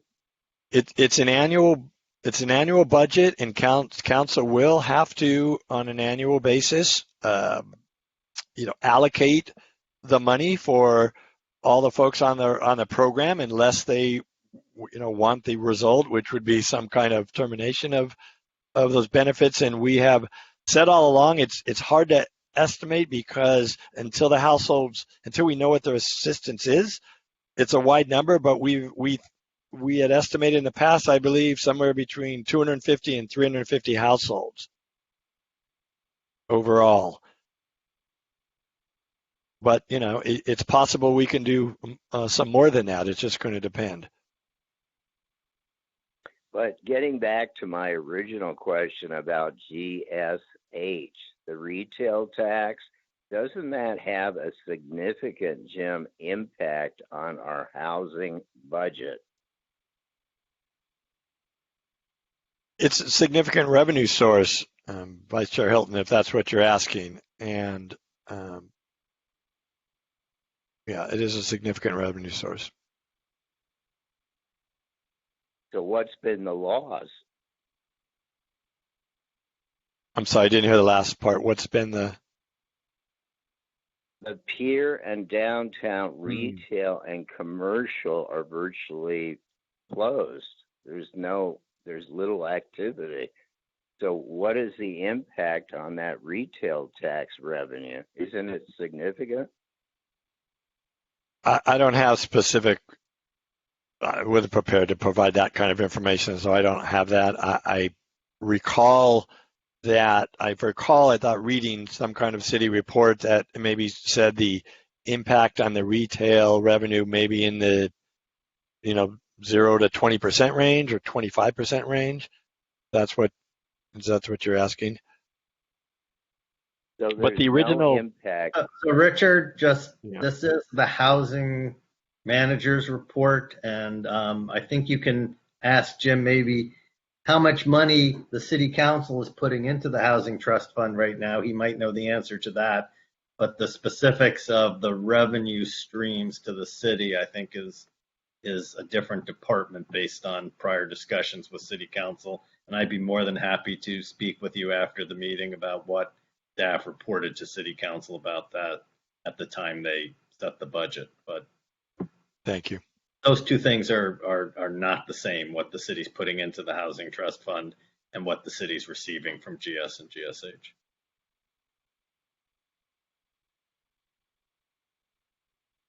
Right, and I would point out that ask the question, Jim. Is it correct that the city council approved a budget where no money from GS and GSH is being put into the housing trust fund this year? That's correct for this fiscal year, but in the same report where they talked about that, at least they said they intend to fully restore it the following year. What I read, and I would venture to say it's also my understanding that the council is looking at kind of the pod as a top priority for whatever of that money comes in, to the extent it's housing trust fund money. That's the first $2 million that the first $2 million would be allocated toward pod. I mean, they haven't made that. It's not a decision, but I believe that's at least been talked about. Okay, if there's no more clarifying questions about that, I wanted to just very briefly let the commission know. Probably heard about the emergency rental assistance program. It has a $1.8 million budget. 1,100 applications were received, and staff is anticipating to be able to help about 420 of those.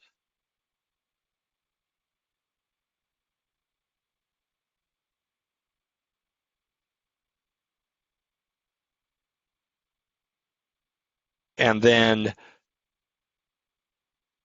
also, as the commission knows, what staff was working up to the opening of the what's now called the below market housing wait list, which is a city that was we were working up to those opening that in May, as well as the voucher program, and both those wait lists were open on May 1st.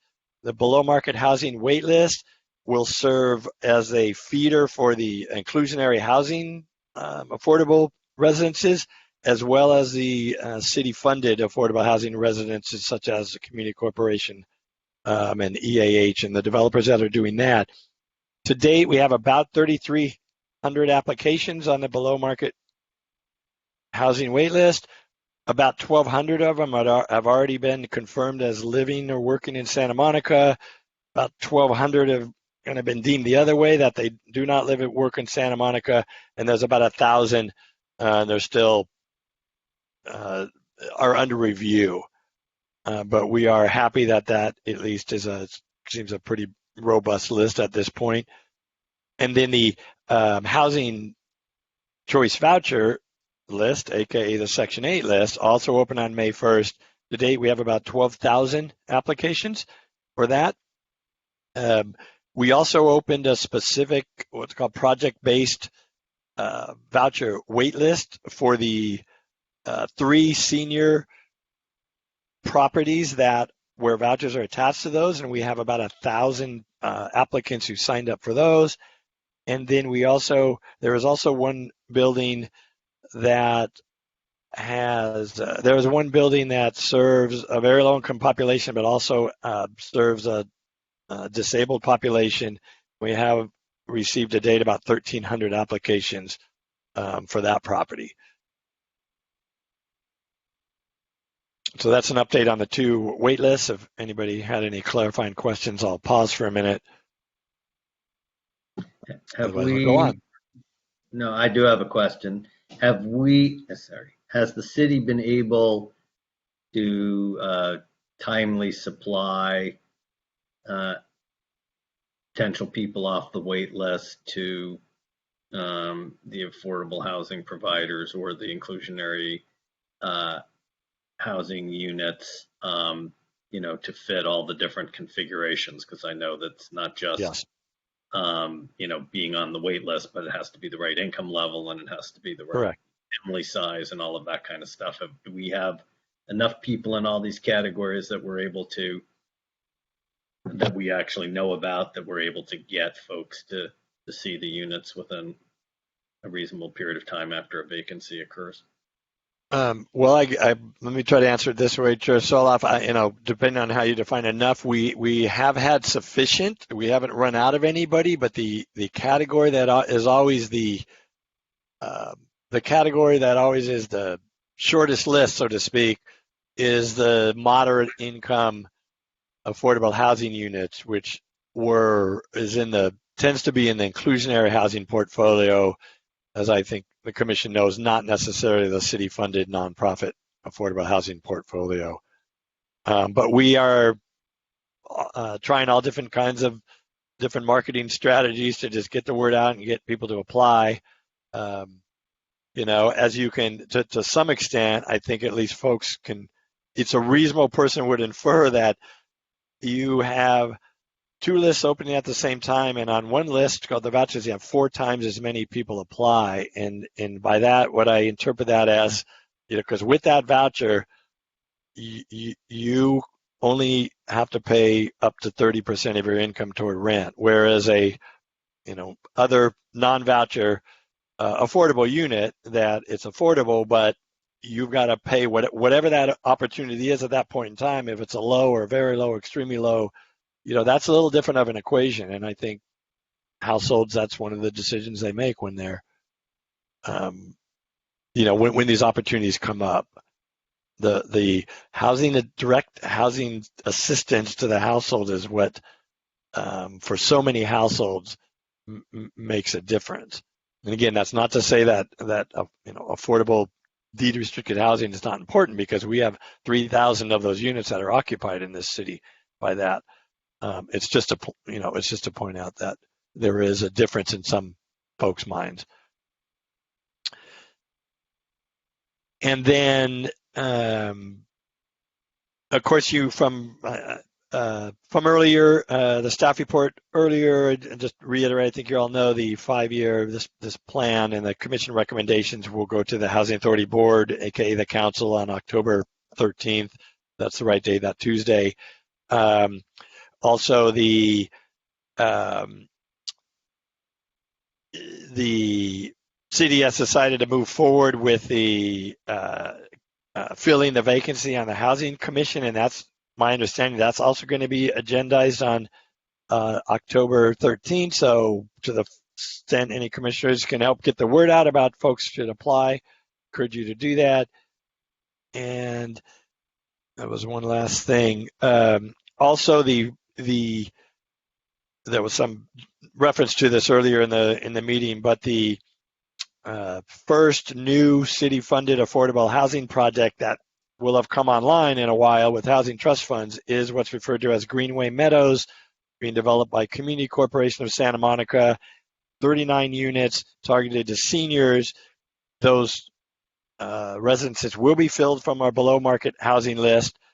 We do have, there is a solid group of folks, but we have kind of doubled down on a periodic outreach effort just to make sure there's a constant supply of Santa Monica live work senior households for those properties, and the one that's probably 6 or 8 months behind it being developed by EAH housing. So the Greenway Meadows is estimated to be completed in kind of November, December, but they are already contacting the households that we referred, because as you may know, the lease up, the applicant review and the lease up process is something that property owners take several months to do. Where is that property? I'm sorry? Where is that property? Greenway Meadows? Oh, the address, it was 2 properties, so it's referred to sometimes as 1820 to 1826 14th Street. Oh, okay. So it's on 14th Street between Pico and Michigan, but much closer to Michigan. I think it's only 3 or 4 properties up, and it looks across on the Woodlawn Cemetery. That helps kind of place it in the block. So that concludes my report. Unless there's any questions clarifying questions about that information. Okay, I'm not seeing anything on that. So now we're up to the next agenda item, which is reports by commissioners. Are there any commissioners with reports? Vice Chair Hilton, do you have a report tonight? No. Okay, I don't see any commissioner reports. So with that, we now will adjourn the Housing Commission meeting until we meet again, which I think we've expressed our view. We hope will not be in the too far distant future. Thank you, everybody. Great Thank meeting, you all. Michael and Jim. Great meeting, everyone. Thank you, everybody. Commissioners. Bye. It's nice to see you all after that absence. Yes, nice to see you, Jim. Thank you, Michael. Great to see Take you, care. Renee. Stay healthy, Have a good everybody.